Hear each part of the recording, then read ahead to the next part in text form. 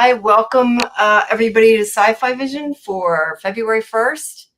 Whoa, what the heck? I had something else there. I see my other bird disappeared. I'm going to be fixing it while you guys are doing the slideshow. But welcome, everybody. We're going to be doing School Spirits today. We're going to be talking about the first 2 episodes of season 3. But before we do that, Scarlet is going to give a recap and Jenn is going to be very nice and do the photos. And I'm going to go finish screen capturing the ones for season 3 so we can talk about it in time. But yeah, so do you, I don't know if I have to give you permission to screen share or not. Do you? Let me see. You know, I need to see if you can do it without me. And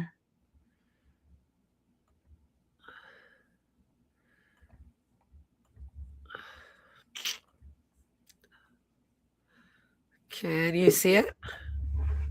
I have to add it. All right, I'm going to add it to the stage here. I got to add Scarlet back too. For some reason, she disappeared. Here we go. All right, there we go. Okay, I'm going to go back to this. Whoop, no, that's not what I want. We want present. How do you do that? There we go. There we go. There's the pictures. All right, I am going to mute myself while you guys do the recap. And we will do we will talk about the first 2 episodes of season 3. So I will talk to everybody in a bit since I haven't seen season 2 or 1 and 2. I'm just going to be quiet. Yes. Welcome everybody. Thank you for coming. Please make sure you like and subscribe to SciFi Vision and hype the video if you can. And we will see you in a bit. I will see you in a bit. All right. Okay, my name is Scarlet. I will be your co-pilot for the recap of School Spirits Season 1 and 2. And I am Jenn, the teacher, and I am a little bit sick, but I am here as well helping out. Sorry for the congested voice. Yes. Yeah, sorry about that. I should have said that. Jenn is our new co-host, so welcome, Jenn. Sorry. I forget all the introductions. You know I do every time. No worries. And I also forgot the introduction, so, you know, I thought this first one was going to be kind of bumpy. Yeah, we'll figure it out. We got this, ladies. Everybody, and hey, B and Doc and Kimberly. Sorry, didn't mean to ignore you guys there either. We see you. Everybody.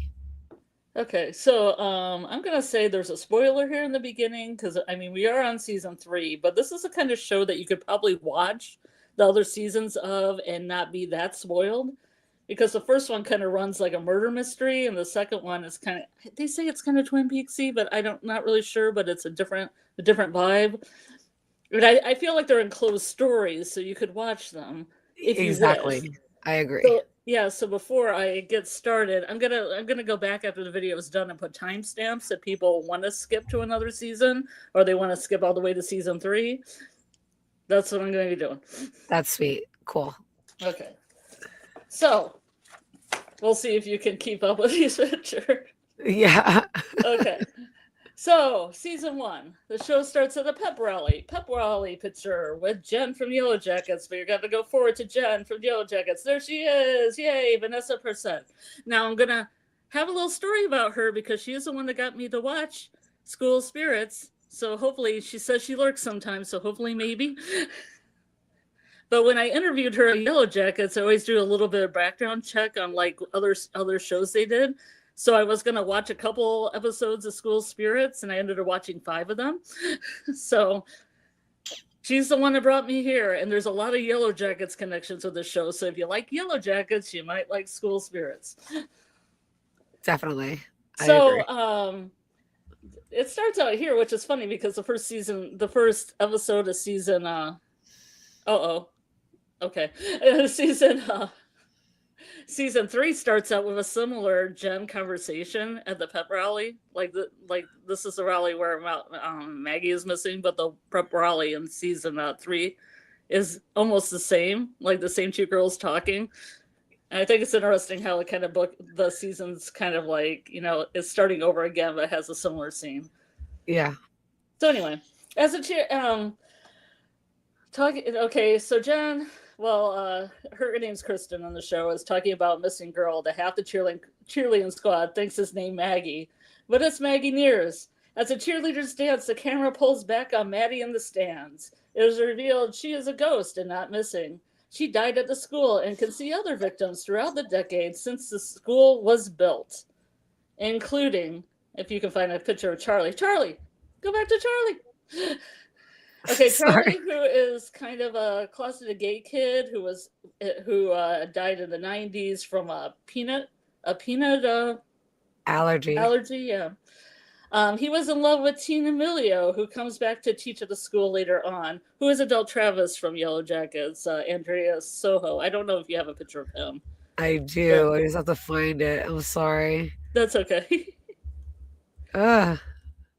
So going through so many. Where is he? There he is. There he is. And there's a whole subplot. See, this is a thing. That's what he looked like as a kid. Yeah, it's interesting to contrast that with teen Travis from Yellow Jackets. Because he's in two shows that have teen versions of himself. Right. And Charlie was in love with the younger version of him, but then Charlie died, and then he comes back. The guy comes back older to teach at the school. And they have a subplot. I was going to say, I watched another video where they were saying that this isn't really a recap. Like they have this one guy who's trying to learn the mystery of the first season. I don't know if you've ever seen those videos. I can't remember the guy's name now. But he's like, I'm not really doing a recap because you can go back and you can watch all the other stuff that's going on. There's so much going on. Like I won't even pinpoint on these relationships. But you can go and watch that even if you listen to this recap. Okay. So I'll go faster now. So he died in the cafeteria. There's Rhonda, the beatnik chick, who was murdered by her guidance counselor in 1963. There she is. She always has a sucker for some reason. Yeah, she always is on a lollipop. It must have been like the time, and she like uses that also to call people things like cherry pop. There's always like something with her.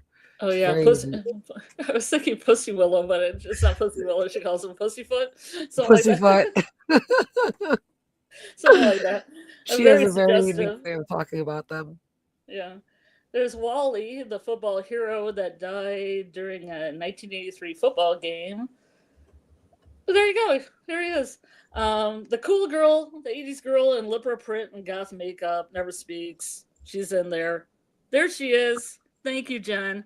This is the person I hope has a plot sometime before the end of the series. She has. It's funny that these three never really speak. At least these two don't at all. I hope they actually have, but you see them do all these crazy things throughout the episodes. So is that Fern and Sarah? And I can't remember the guy's name. Because they mentioned Fern and Sarah and a guy, and I can't remember the guy's name, William or something like that. I don't remember. I did not get to write it down. Yeah, and they said they're never interested in doing their Scooby gang plots, I guess. So that's cool you found that girl. Then there was the marching band, the members that died during the 2004 bus crash. Let me see if I can find it. It's like taking up my whole screen. I wonder if I can. Oh yeah, there you go. Go easier. There they are. Yes. And then Dawn, the hippie who died in a supply room closet in 1972. Her? Yes. And then Mr. Martin, who was a teacher who died saving his students from a fire in 1958 in the chemistry lab. And he serves as their leader, getting the ghosts used to ghost life and some kind of ghost therapy that we see them in the circular chair pictures where they're sitting. And he gives them assignments like write your own obituary. Right. And they all sit together in a group. Yeah. So Maddie can see the ghost and is trying to solve how she died. The first season, again, I say, is like a murder mystery. One of the ghosts rules in the show has ghost rules, and one of the ghost rules in the show is that ghosts cannot leave the high school grounds. If they do, they're flung back to where they died. For Maddie, this was a boiler room. There is blood on the wall and evidence of foul play, though the police think she staged it to run away, which seems crazy. It does. As the season progresses, suspects emerge, including Xavier, the boyfriend, because the boyfriend is always the first one. See, I feel this one runs more like Twin Peaks. Like you find the missing or dead girl, then the boyfriend is the first one to be questioned. And then the boyfriend has a shady history of stepping out, Right. Kind of like Bobby Briggs in Twin Peaks. Yeah, So especially the way his face is. Yeah. Kind of like secretly angry and right, angsty. Xavier, the boyfriend, who Maddie finds out was having an affair with the head cheerleader Claire. There she is. He is also found with Maddie's phone when her friend Simon. This is how I was trying to get it all to come together here. Simon. Where are you, Simon? There he is, living brooding. He's always brooding. What? Yeah, there is. It's fine. Okay. When Simon fights with Xavier and his backpack spills its contents. Around this time, Simon also sees Maddie, but none of the other ghosts. Mainly due to his best friend bond with her. Charlie finds out but keeps this to himself because he finds out about Simon. But they think talking to the living might be a key. Key's going to come a lot up here, kids. Key to finding out how Maddie died or how their souls can pass on. Xavier is taken in for questioning. Now you can just follow whatever you need to do here. You can do a little free form. No problem. Do you have a picture of Xavier's dad? Oh, yes. Okay. So Xavier is taken in for questioning. His dad is the local sheriff. Students go on socials saying he's a killer, because of course you're going to. He had taken Maddie's phone before she had gone missing, but to delete, he had taken the phone before she had gone missing, but to delete a text that Claire had. He you know what? He had two girlfriends and he accidentally texted the wrong one. Yeah, he definitely was like playing on both of them. Like she caught him out there. And now he just doesn't know how to admit that to his father and tell his father the whole truth. Yeah. Later he finds out it was a fake phone. See, this is where it gets all kind of like crazy, the plot line. It was a fake phone traded out by Claire because Mr. Anderson was stealing from the school, and Claire agreed to get the phone in return for him giving her an A. That's a big mouthful. Right. And there's Mr. Anderson right there talking about that. And he's just like, shit. Because she's totally going to blackmail him and treat him like that. Yeah. Maddie had supposedly filmed them. Mr. Anderson smashed the phone, and they actually made a copy of the phone, which is amazing to me. Yeah. They took her phone, they smashed it, and then gave Xavier a fake phone so he could give it to his dad. But nobody could open these phones anyway, so I guess it doesn't really matter. Yeah. So the whole thing of how they pressed the phone was really weird. I was like, why? I mean, it made the story go forward, but when you try to make logical sense to it, it doesn't logically make sense. I mean, when I was doing this recap, I had to go back because I really do love the show a lot, but I had to go back to see exactly why there was a copy of the phone. This is a lot of plot here. Because Simon finds the pieces and Mr. Anderson takes it, but then then ultimately Xavier has the phone. Yeah. But isn't that right? So Claire acts so nervous, she might have done it. That's how they set it up. But she's found to be innocent, except for taking Maddie's phone. And you have a picture of Mr. South that I call Mr. Stone for some reason. I don't write in my notes. Mr. South. Is that the That's the janitor. I so they end up one episode you thinking that it's like Mr. Anderson, and then it flips to Mr. South. Like every episode seems to be like a different suspect. I have more pictures than. Let me stop sharing. I thought there was one of him in the hallway. I have, I just have to find it. So I'll just talk about him. They found he had access to a weapon. They found with Maddie's blood on it, a crowbar. Right. I like to talk about that crowbar too, because there's that one scene where Maddie's mom's like looking at the crowbar, and I'm like, oh my god, maybe she killed her. She does look it back and forth. I was like, how did it get so bloody? And like they were just toss it around and just stay that way. Okay. See, I had this that turned out to be a dead end, but Mr. South in general, he sees dead people. He does. He So I does. think he's going to be important to the season because he does see dead people. He's the first person to mention a scar to Simon in the hallway. Right. So He I actually think he knows a lot more than what he's putting forward. Right, and I think that's one of the conclusions that they kind of come to by the end of season 1 and 2, that people are not really talking about like everything that they know. I did have a picture of him. I don't know where he is, but That's he why. also That's opened the why. door Like, and saw Mr. Martin. that's why I'm introducing all the people by their suspect arc. Yeah.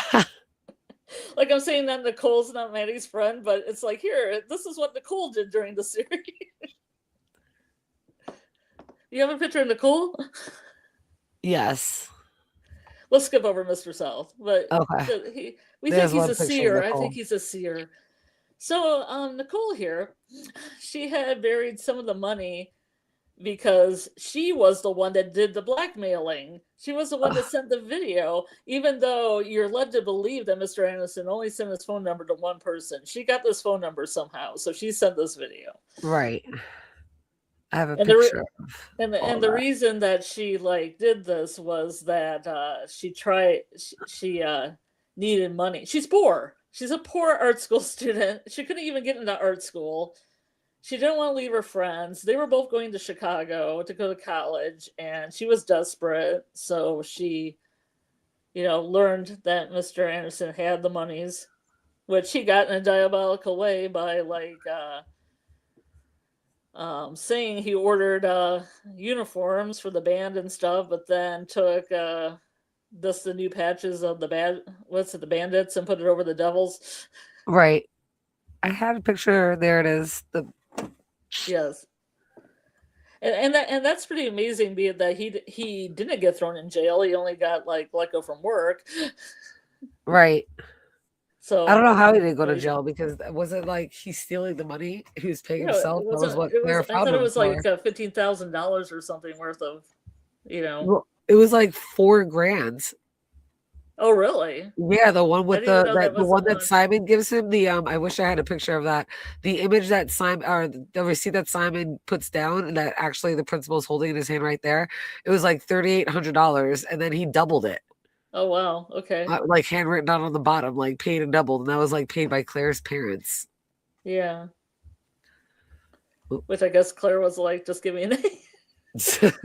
She did. It's hard to get an A's nowadays, She definitely tried to utilize what she knew about him and blackmail him, which was crazy. Yeah. So after Nicole buried the money, then Sandra dug up the money. Was it Sandra that dug up the money, or was it Janet? It was Sandra, because she had it. No, Janet took the money that was in the wall. Oh, okay. And Sandra took the money that was buried by Nicole and put it in her dresser. Oh, yeah. So she could look guilty, yeah. So it went from Nicole bearing this money and saying, but I wanted to go to art school and be with you guys and everything. So she can't, she was pretty innocent. So it went to Sandra and her weird, crowbar looking, she kept looking at the crowbar and stuff. And so she was like, Maddie was like, did my mom kill me? And I'm like, no, not her mom. I have more pictures here. Let me see. This guy. This was... Oh, that was one of the coaches.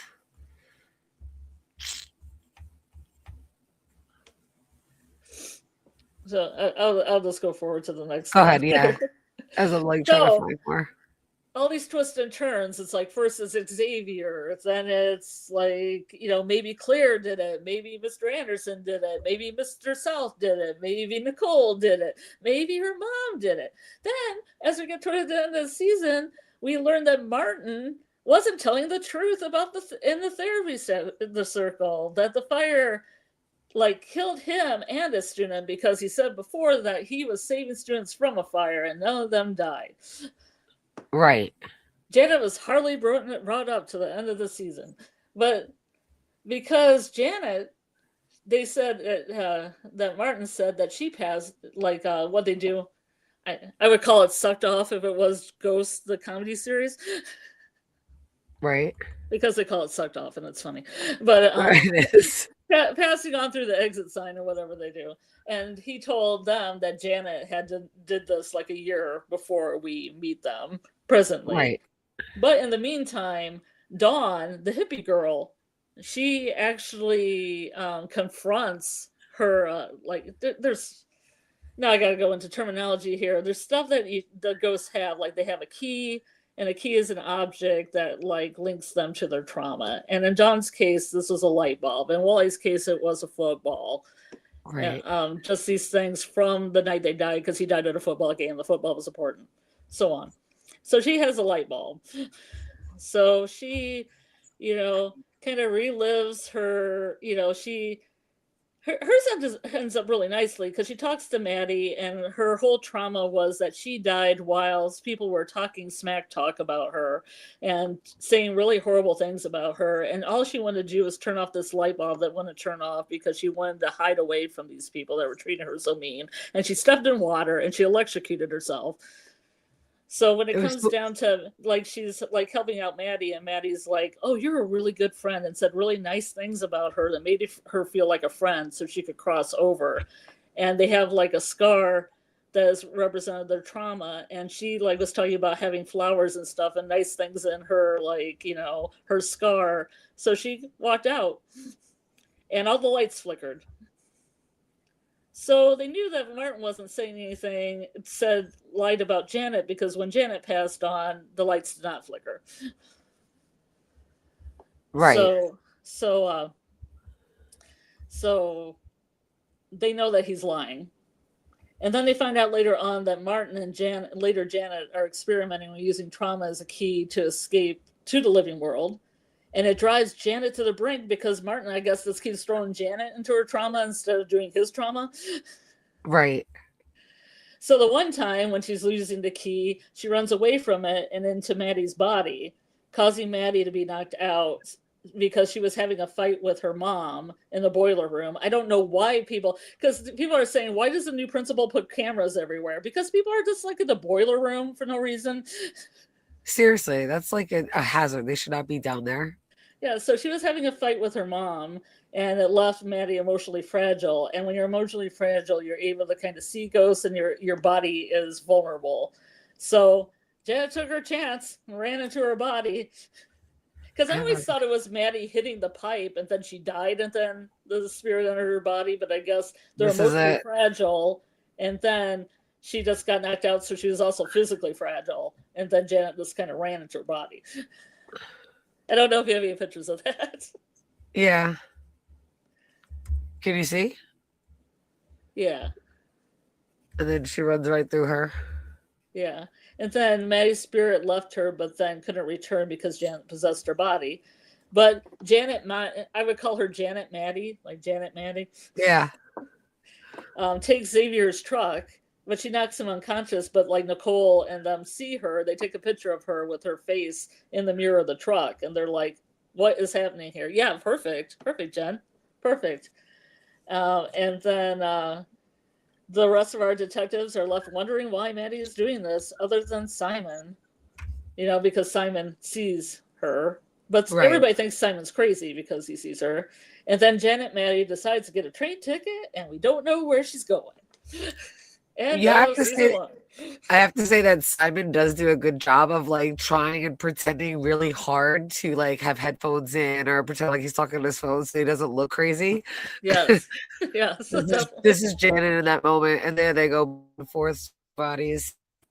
Yes. In that moment. And there she is. So I know a number of people that were upset and stopped watching the show because Janet took over Maddie's body, because they really present Janet as an evil person, like both her and Martin are evil people. So we'll go into season 2. They're really not. They just have like it kind of really shows, even though they're all sharing this one space, they all had their own separate worlds, and especially in separate decades, and they're all looking for answers.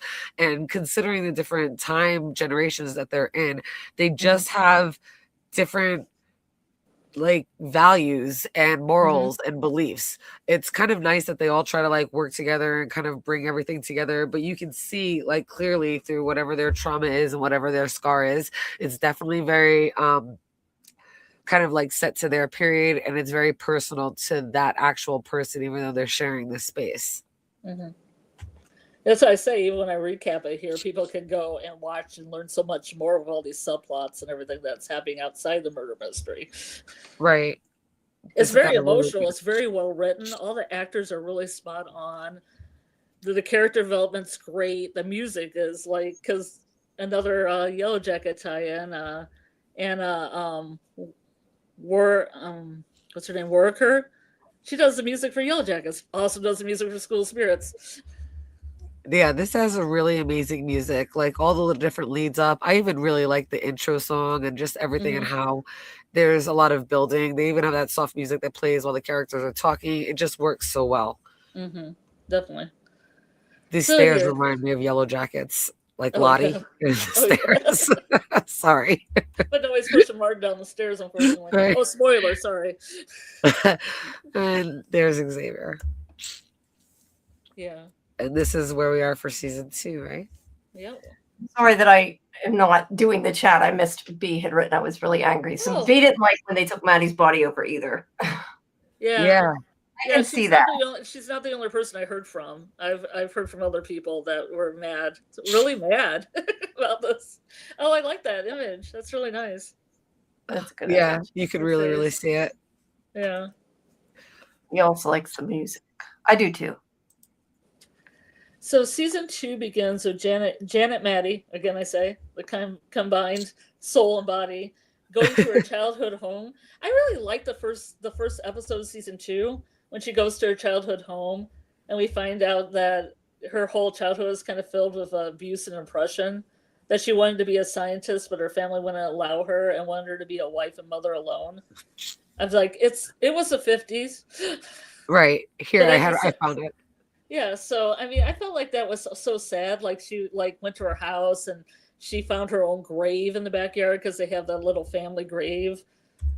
And it was raining and it was like so sad, that she. The house is like condemned as well.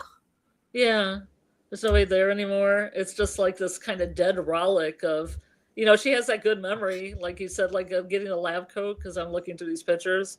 Yeah. That was about the only good memory she had. And then, it was like that Mr. Martin, all he did was just drive her home one day and tell her dad that she was a brilliant scientist, and he got him fired from his job. I have that somewhere. Yeah, that was really sad. Like, I guess it was a pastor, right? It was the Reverend Jones, and the way he was acting, he made this insinuation that that Martin was going to be inappropriate. And he was like, I have a fiance. I think your daughter, she's actually brilliant. It wasn't like that. It was really sad that you saw that, like that hatred that he had, and you saw that kind of abuse, like taken, and there it is right here, taken in the form of, religion. Yeah, so they are in the car. And you can see he even comes out with an axe. Yeah. Exactly. He's trying to shake his hand. Let me shake the hand that doesn't have the axe in it. So these shots are really nice. There she is, and she realizes right then and there that he's never going to let her be anything more than, a housewife and married and barefoot and pregnant. Yep. And the only other thing I have written in it is about Xavier flatlining when he's between life and death, and he sees people who died in the hospital through the decades, including Maddie's dad. Yeah. He just wakes up randomly, and it's like no big deal. I didn't even catch it when it first happened. And he sees these women. He's walking through. He notices the way she's dressed. Right? Notices that kid. Yep. Yeah. With the Walkman. Yeah. And then there's Maddie's dad. Yeah, and this guy. I want to know what this policeman's story is. This guy's story. Guy, right? Yeah. And there's the nurse. The way he's standing down, I was like, we are in America, that we're in Wisconsin, and I can't believe the way he's dressed. It looks like they're in London, or he's from London. Well, Wisconsin's close to Canada, so maybe it's a mounted officer from Canada that kind of got wayward and lost. Totally. And that's right. He sees his dad and he hears all the beeping and all the, the machines going off, and he realized something's wrong. Mm-hmm. So okay. So okay, he sees a dead father. So I have a subplot here about Martin. That Martin also wants to leave, so he uses a system of trauma scars and keys to enter Mr. Anderson's body without Mr. Anderson's knowledge. Because that's another case where he's kind of at a low point, like loading up the stuff from school, Probably glad he's not in jail. I not feeling the best about himself.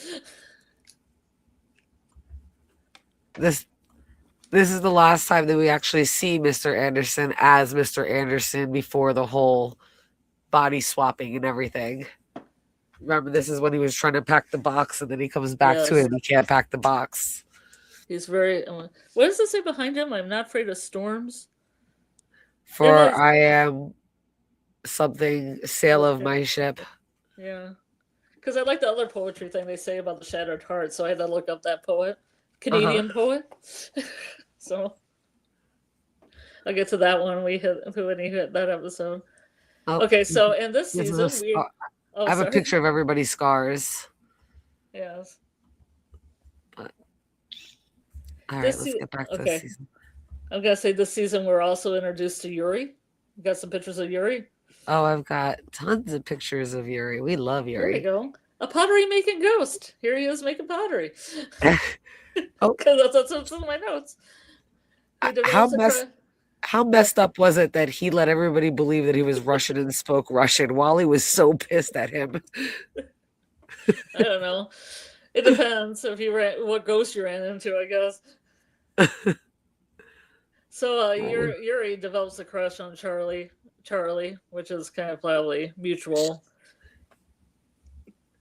And he joins a gang eventually, and then we got Quinn, who bonds with Rhonda over learning about Rhonda's musical past.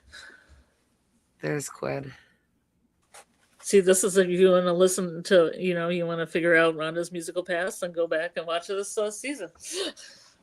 Yeah, it's an interesting subplot. Hold on, I think I have pictures of the desk. I have to find it. There it is. Oh yeah. Yeah, she has this musical. She had a musical partner that she thought was making fun of her in a song, but it's not that way. And I kind of like that. I kind of wish there was like a high school reunion or something where this woman showed up, or maybe sang at it, or right. Gave her some type of knowledge or credit for it too. Yeah. So, rest of my notes here, I say a cat and mouse chase happens between Jenna and Martin. Once Jenna is kidnapped by Nicole, Janet Maddie, Janet's soul and Maddie's body is what I'm talking about here, is kidnapped by Nicole, Xavier, Claire, and Simon. At the cabin Maddie's mom bought them with the money Maddie's dad had willed Maddie to use for college, and that's what they were arguing about in the boiler room. Right. Because her mom just decided, hey, I'm going to take your college fund and buy some property up north. So you can see why she was probably emotionally devastated. Yeah, because, I mean, her mom is supposed to be the one that takes care of her and helps her. And I know that Maddie's been stepping in and really helping her mom out and really has saved her mom's ass on a couple of occasions, considering that, her father's passed away and her mom has become an alcoholic because of that loss, right? And here she is, like, hoping just to get the hell away and get out. And she knows she has money for college, to know that her mom just, it's gone. Just gone. I guess I should backtrack here a little bit, because Janet, as Maddie, has become more attached to Maddie's mom than Maddie actually has, because Janet is more of kind of like a little bit more the more passive female that would wear dresses and more like wanting to be around her mom all the time. So I feel weird because now in like season 3, she's kind of like, you were going to stay home and do, online schooling the rest of the year. Like she was really like wanting her to stay home. Yeah, wanting to like kind of like be a mother. Like Janet brought this mothering out in her, like Janet Maddie character that Maddie hadn't been because Maddie had to be the parent.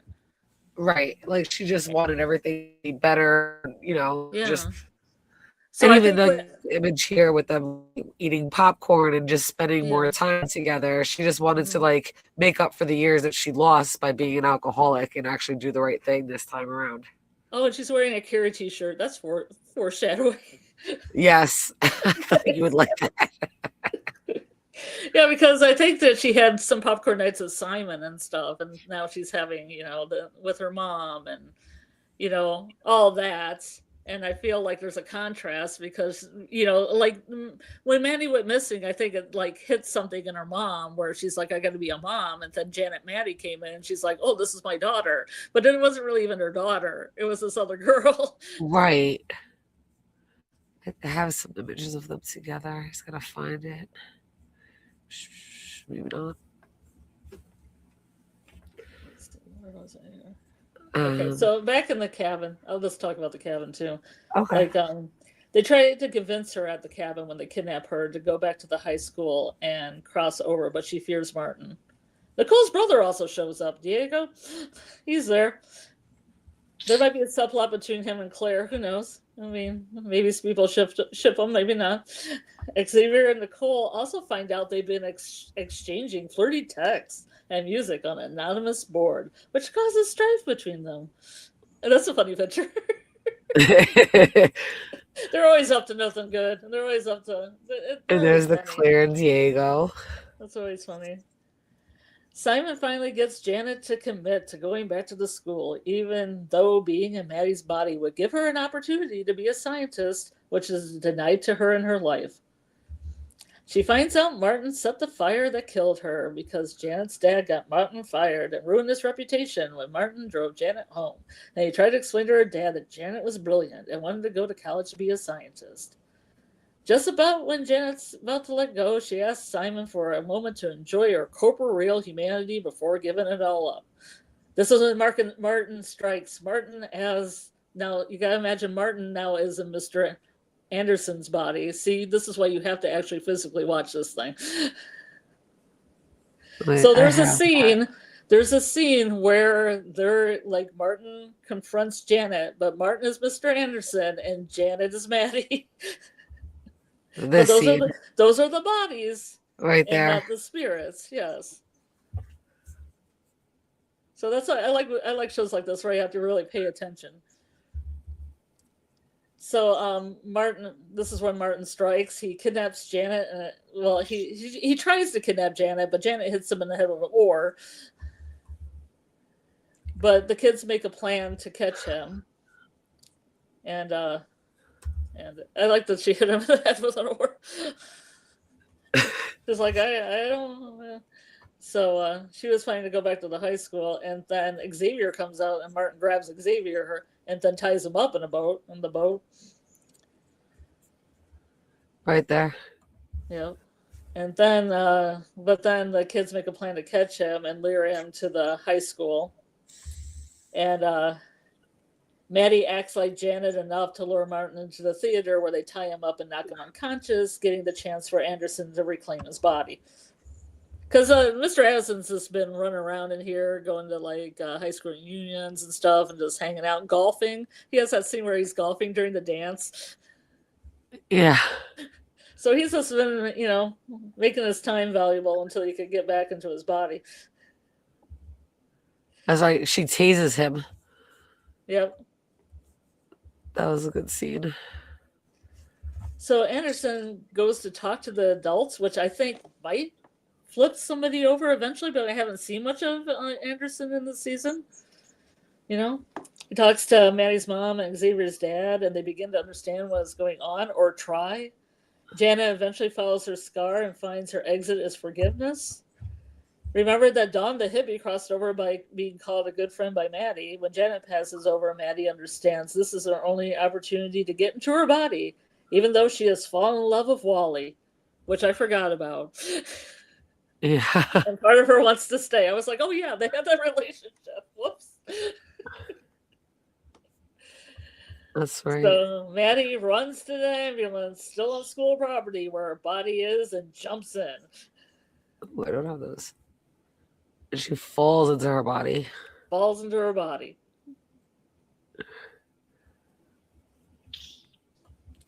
And I thought I had this one up. Yeah. Oh, it doesn't show that one. It's not on the slideshow.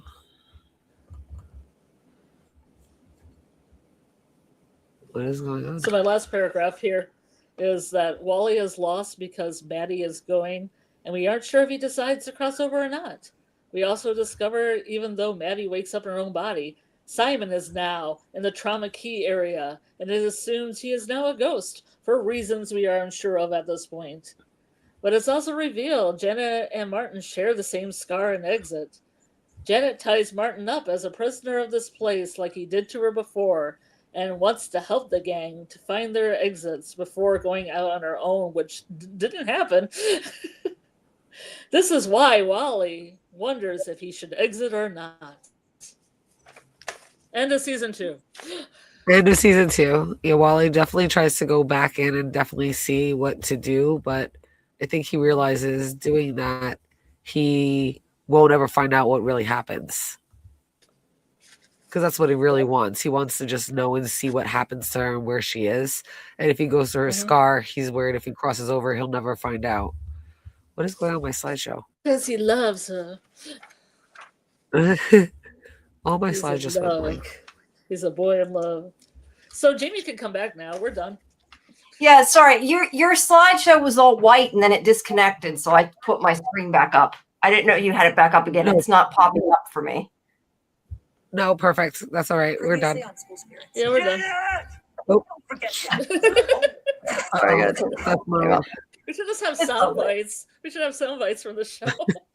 Yeah, well, be careful if they're from the show, then they can get blocked. Yes. Too careful with that, unfortunately. But all right, so we will do season 3. So what did you guys compared to season? Let me ask you, compared to season 1 and 2, what did you guys think of season 3? I kind of like that there's this new element that Simon is kind of like living on this plane where he's alive, but he's a spirit and he's stuck within the boundaries. It really opens up the idea that there's something more there. And this is where I definitely think it really comes into the Yellow Jackets territory where there's some other kind of paranormal being or something else that's kind of holding them all there, which is what Mr. Martin insinuates to. So I really kind of like that we have now. We've seen Maddie go missing and she be a spirit, but it was like this body swapping thing with Janet. And then Mr. Martin tries to do the same thing with Mr. Anderson and everybody kind of gets back to where they need to be. And now there's like this another, the third season's got this third element of somebody can be both in this world and not. Yeah. Mm-hmm. I also like the song. I also like the song used during this scene, "Goodbye Old Friend" by Alexandra Savior. It's really good. It is.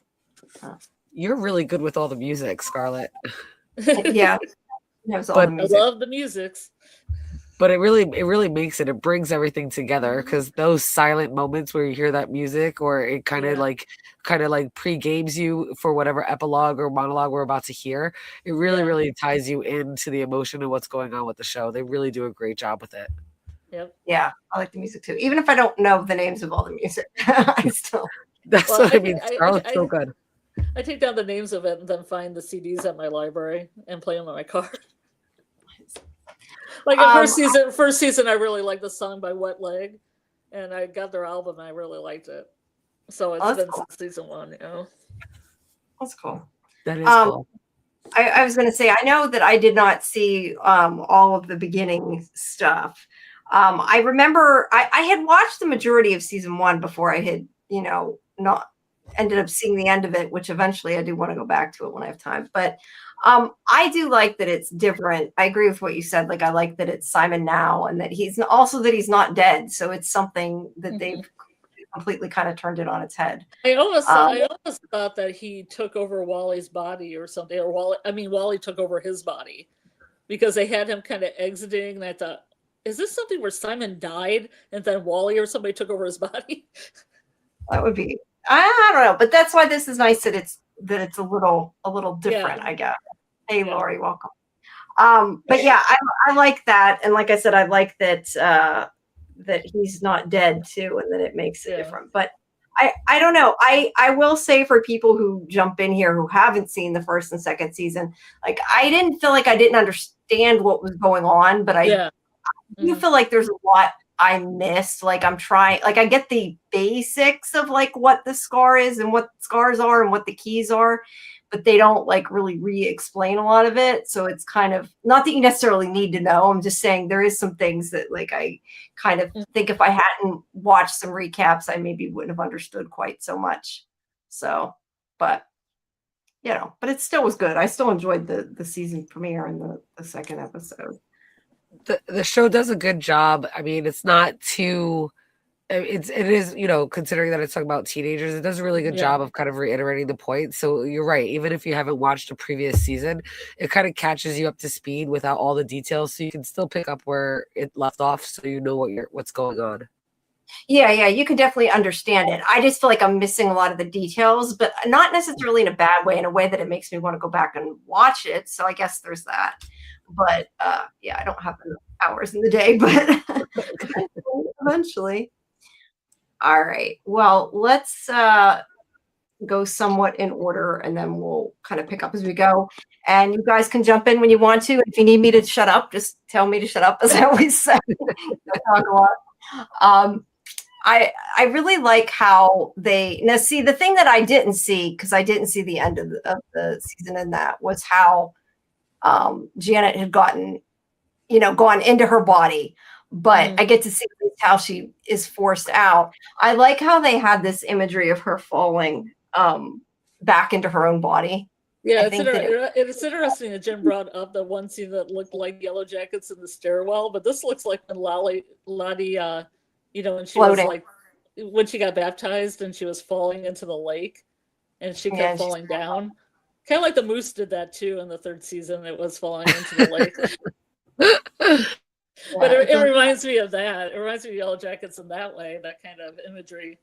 I liked the comparison, because right before we see her at the end of season 2, right, we see Simon kick Mr. Anderson right into the spirit of the real Mr. Anderson, which pushes Martin out, and you see it happen like really quick, like immediate, and that's only because he's only taken over the body for not even 24 hours. But Maddie's been out of her body for a while, so like floating through the void like she's 11 from Stranger Things, I kind of liked it, because it kind of showed like that time lapse that's been so long since she's been in her body. Yeah, but also we're seeing it from her point of view too, I think, which is why we get to see a little bit more of her experience, which you didn't get to see with the teacher, which makes sense to me. Now, does her necklace, much like Yellow Jackets, I see. Yeah, I was going to say, does her necklace, like the actual necklace, hold a lot of importance, or is it just because of where they had found the necklace before and that? Because since I didn't see it, I feel like there's something I'm missing there. But maybe didn't her dad give her that? Well, that's Janet's necklace, I thought. Oh, it's Janet's necklace? I thought it was something that was given to her by her dad that she because she had it on when she crossed over, and it was gone. You're probably right. I might have to look it up. I might have to look up some detail on that. Yeah, and I'm trying to go back and look at some of the old images, the images that I have now, to find out, like to see who was wearing it previously. I thought Janet had on that necklace, but I could be wrong. Yeah, I'm trying to. What's on? Do you know what you got? Any of you know what's on that charm? It looks like a figure to me, but I don't know. I don't know. That's what it looked like to me, as a little compass or a little star or something. I don't know. All right. Maddie definitely has it on like when she's alive. So I'm not sure whose necklace it is, but Maddie has it on when she's alive. So it must mean something. You're probably right, Scarlet. It's probably tied to her father. I'll have to research it. Yeah, it makes sense that it would I be. discuss because usually somebody has a dead parent, they really hold on to the things that they've given them. So Yeah, I feel like I don't know. I was thinking they mentioned it, but if you guys don't know, then maybe I just thought they did. But you obviously I never thought to look up the origin of it. no, I don't know. It looks like a little compass to me. But anyway, that is going on while they're trying to find Simon, who has disappeared because he's in between, but we don't know that yet. And Nicole just sees his earbuds sitting there. And then yeah. And then I was a little confused by this. Maybe you guys can explain why he was seeing his door all of a sudden, where that was supposed to fit in, because to me it was kind of random outside of what was going on, but maybe it's because I missed something. It kind of really wraps up season 2 because that's what we were talking about at the end of season 2, right, Scarlet? Yeah. That he goes to the door and he doesn't know where Maddie is and he goes looking for her. He thinks that maybe the answer is to go through the scars. But then he doesn't. He doesn't. He kind of sees it and realizes that if he does go through the scar, and if he's able to cross over, he'll never really find out what happens to her and find her. So he kind of backs out of it. But that was kind of their plan, to go through the scars and see if they can release each other or like try to get everybody else out. So going through their scars is definitely one of their like go-to moves right now, since they now know that that's an option and that that's the way out. Right, but they were intending then to originally go out and sort of decided not to. That's what I was trying to get, because they can go in their scars and not go out though, right? Because they can go in. That's what it seems like. Yeah. Well, with his, he would also leave. He would go and leave Maddie alone to live her human life. Yeah. He seems like maybe he's ready to cross over, but decides not to. That's I just wondered because it was so quick and it didn't really explain a lot of what was going on. Plus, that actor, they didn't know if he was going to be in the show in the 3rd season because he's in that live action Tangled. Well, there's that then. All right. So this is Simon, and Simon shows up inside of Janet and Mr. I need to have a cat. Martin. Mr. Martin. Mr. Martin's where the hell's the back? Car. Car, yeah. And he does not know what's going on. So he just shows up there, but it's because he followed the red light. If I'm telling something wrong, that's what I got from recaps. Tell me, please. But he followed the red light and it was like somehow a doorway into this limbo something.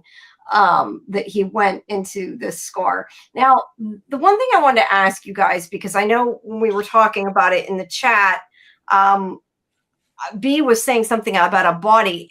Do you guys think his body is somewhere? I kind of assumed that he just sort of like literally crossed into it, and that's why he's able to get hurt. Like, I think he's in his own body. I think his body's just. I agree. Because he breaks that glass and hurts his hand and he's bleeding, so it feels like it's his body. Yeah, but people can't see him. That's the thing. No, he's like somehow kind of like stuck in the two worlds or whatever. Yeah, he's like on another dimension, but he definitely still has his body. Yeah, that's how I look at it. I mean, we could be wrong. I could be wrong. Well, I think they had the scene with the glass, so you would know he was a physical body that could hurt or bleed or die. Right. Yeah. Either way, yeah, that's what I think too. But I wonder, like, they still can't touch him though. So he's there, but he's physically. Can the ghost touch him? I don't think they try to. I bet the ghost probably could. Just Maddie can't. Janet touched him on the shoulder right before Maddie went to hug him. So like he has like ghost privileges, but no ghost benefits.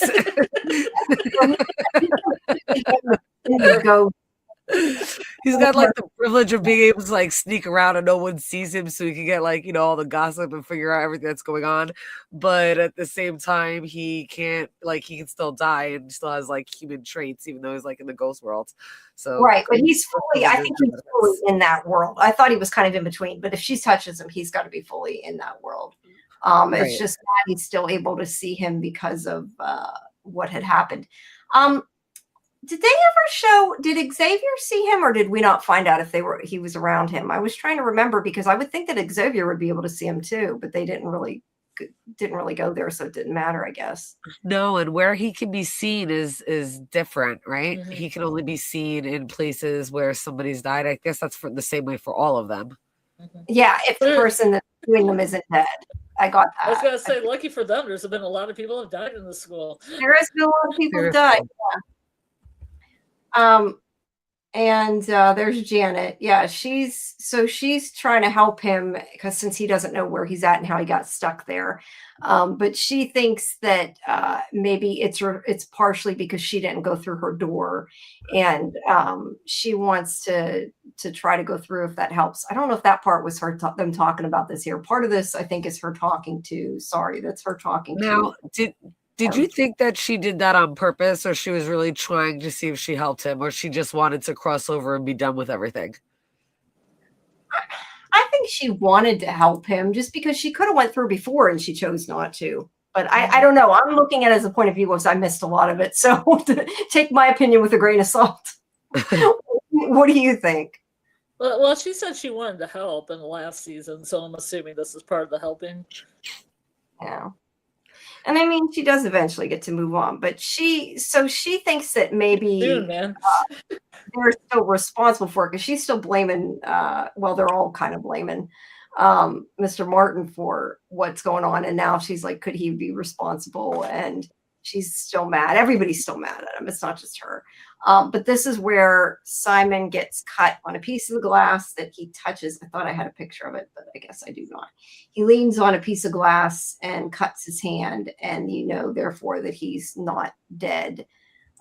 B says, I thought he sort of lost his body somewhere. I guess it makes sense, his body in some sort of limbo there. That's what I thought. To me, that was what made the most sense, because unless they somewhere find like an empty body, but it wouldn't make sense he could hurt himself unless it's kind of like when you're in I mean, it could be, maybe it's like when you're in virtual reality, that you get cut in the real world, because you get, who knows, but nobody else can see him except we find out later Maddie, and this is where she shows the other ghost. She's like, he's not dead because he's cut. So that's where we know that, like she says, ghosts don't bleed. And then we get this conversation between Xavier. Now, I missed part of this. I think it was when we were trying to figure out the video, and I missed a little bit of this scene. You guys, I'll fill me in a little bit here. But he had seen Maddie's dead father while he was in the hospital, because it was where her father died. He didn't actually die where she thought he did, but actually in the hospital, because he had lived when they brought him back there and then died. So Xavier's able to see her father, and she wants him to go talk to him. But the part that I missed is that his father is there and didn't believe him about a ghost, but I missed what their conversation was. So did he tell him he then saw a ghost? That's the part I missed, like what he said to his father. Yeah, well, I think he did mention him seeing ghosts. I think some of these parents are slowly believing in what's going on, but slow. Right. Because he had the conversation with his father last season, and his father like shut him down right away and told him like not to think that. But I guess after this conversation, his father just like kind of didn't shut him down, but like shied him away from her, so that way it wouldn't come up anymore. Yeah, like stay away from the girl who sees ghosts and we won't have a problem, right? Right. Kind of. The thing that's the problem right now is that Maddie's trying to find out about her father, but her mother shows up wanting to take care of her. So I know that she wanted, she's happy her mother's there, but she's also a little bit in the way because she wants to talk to Xavier, but she's told she's not allowed to leave quite yet. And then we have Simon talking to everyone else about him being stuck there and talking about how he walked towards the light. And that's where Wally's like, that was your first mistake.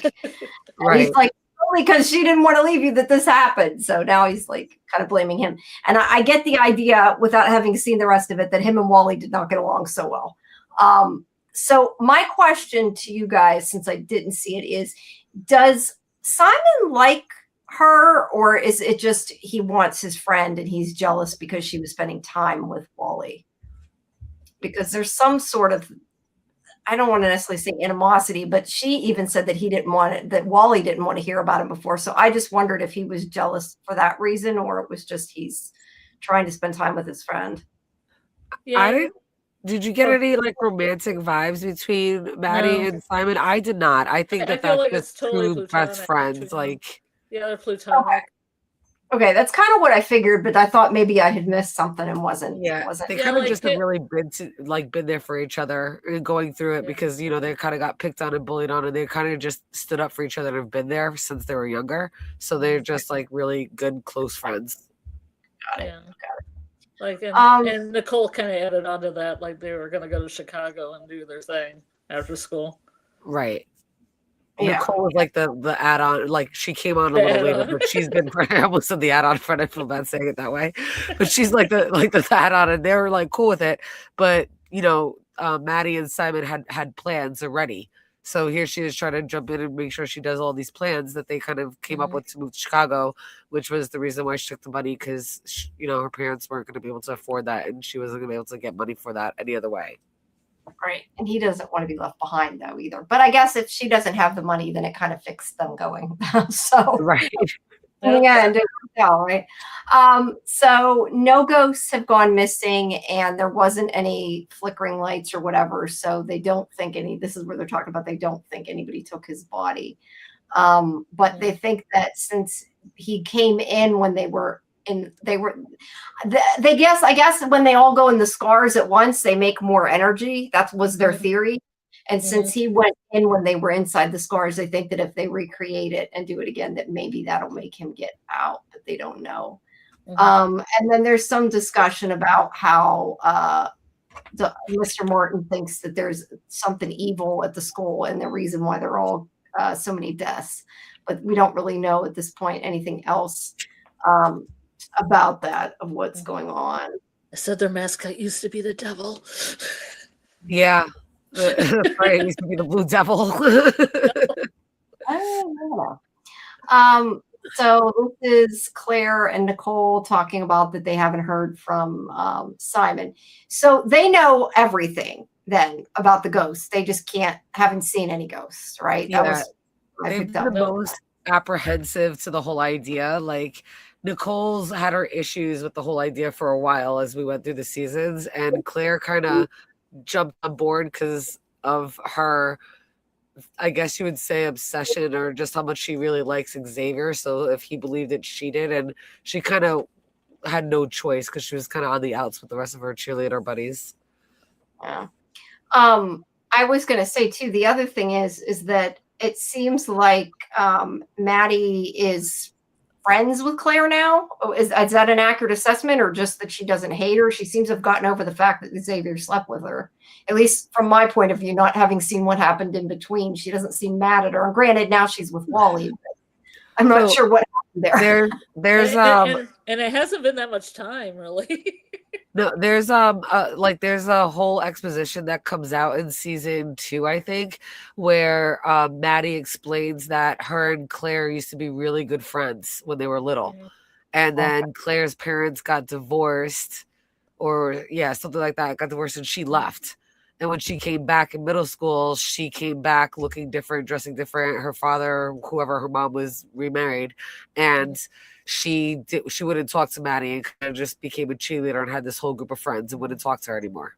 Yeah, but then Maddie also didn't help her that one time when she came to her doorstep when she was being abused, and her mom Maddie's mom was all like kind of crazy, and she's like, "Oh, I can't open the door or whatever," and Claire's just outside crying and all that. So they have a lot of back history. Yeah. Perfect. It seems like they've made up for the most part at this point, and they don't hate each other, so that's important. And they share a taste in men. Yeah. I guess it's okay. I guess I feel like not enough time has elapsed for them to have the conversations that would come with like, why did you sleep with this guy or whatever. I have to say though, Xavier does try to do a good job of like staying away from her and being like, "Listen, what I did was wrong. We should never have done that." And you kind of have to be like, "Wow," because it's really Claire that continually pursues him and has like this big bitchy attitude about the whole thing. Xavier is the one that's like, "Listen, I have a girlfriend. Leave me alone." Oh, that's interesting. I didn't realize that. But still, he still cheated, whether she pursued him or not. Yes, that's true. All right. So then we see Simon watching them sell. I think it was a Pokemon card, but I'm not entirely sure. And this is reinforcing the idea that they can't. Although I was watching a video, and apparently this isn't always accurate, but supposedly they can't move things because they go back to where they were. Which is why they have the whole thing later with when Maddie gives Wally the necklace. It like makes kind of a copy of it when they take it, but it doesn't move the original. Is I guess how it's supposed to be, but and it doesn't last. It just fades. See. I'm shipping Simon and Rhonda. Rhonda isn't Rhonda gay? I thought Rhonda was with. I thought she was bi, so I'm twins or pansexual. Yeah, I agree. But when I saw them together in the scene, I was like, maybe. Maybe, yeah. I kind of wondered if she, either way, Rhonda told him that if he needed anything to come to her, but she's like, but I can rescind this offer at any time. Yeah. So she's trying to be nice, but still is a little bitchy, but that was funny. You can't trust Rhonda, though, after the shit she pulled in the first season. But I mean, the actors seem to have a chemistry between them. Oh, yes, definitely. Picking up on a little vibes. So, yeah, a lot of this is just about them talking about trying to figure out how to get Simon back. And Janet is talking about how she thinks that they didn't just open the veil for one of them to move on, but they completely lifted it, that they opened a passageway and he was able to cross the boundary. And that's how he got there. And this is where Simon he says that he's not dead. And they talk about how when somebody tries to leave the school, that they're like yanked back to where they first died, where they died, not where they first died. They didn't die in more than one place. But since Simon didn't die, he's like, well, maybe I can get out. So he decides to run off, and they all follow him. And he goes across the track, and it doesn't work so well. He still gets yanked back into. I don't know is this the boiler room? I was trying to figure out what this room is. There's a boiler room, and then there's a door in the back, and the door leads to a bunker, fallout shelter. So that's in the fallout shelter, and that's where I guess that's really where their Scar is, right? Martin and Janet's Scar is really there in that in the fallout shelter. Yeah, it leads to the chem lab, though, right? That's what confused me, because they kept saying they were going to the chem lab, and that didn't look like a chem lab. So I was it used to be the chem lab before the fire. Oh, okay. That makes more sense. I wondered. It definitely did not look like that. Hey, Julie, welcome. I was going to say, I should have said earlier, when, Scarlet, what you have a show with Julie, when is your... Me and Julie are going to be doing some From rewatches in the future. Subscribe to our channel, and we'll keep you posted on the schedule. But we have a couple more story times with Doug. That will probably be on Wednesdays, and some From rewatches, and a lot of From. Lots of From stuff before it starts up on apparently April 19th. That is not official, but nobody will listen to me, so I've given up saying anything. I don't think it's no, we know. I think it was a graphic. It kind of got leaked. I think it was a placeholder, but that's me. Yeah, I don't know. So far, I haven't heard anything, so I'm taking it with a grain of salt. But I may be not. So if either of you could put Julie's channel in the chat, because I can't, I appreciate it. Oh, yeah. Julie B Deep Dives. I was going to say, I don't know if I can put. I guess I can put the actual link, can't I? Yeah, it's probably. I just can't do it from my iPad right now, even though I know. Again, everybody I think knows where it's at, but I'll put it in. Hopefully, I got the right link there. And then, Jenn, you are doing Lori on Real Cinema Therapy, your show for Cold Water. That's on. I don't remember what night. Mondays. We stream the episodes on Saturday, and then we go live on Monday nights at 10. Okay, I was right. Yeah, you are. Yay! So people check that out too. I think I have the wrong. Lori's isn't the address.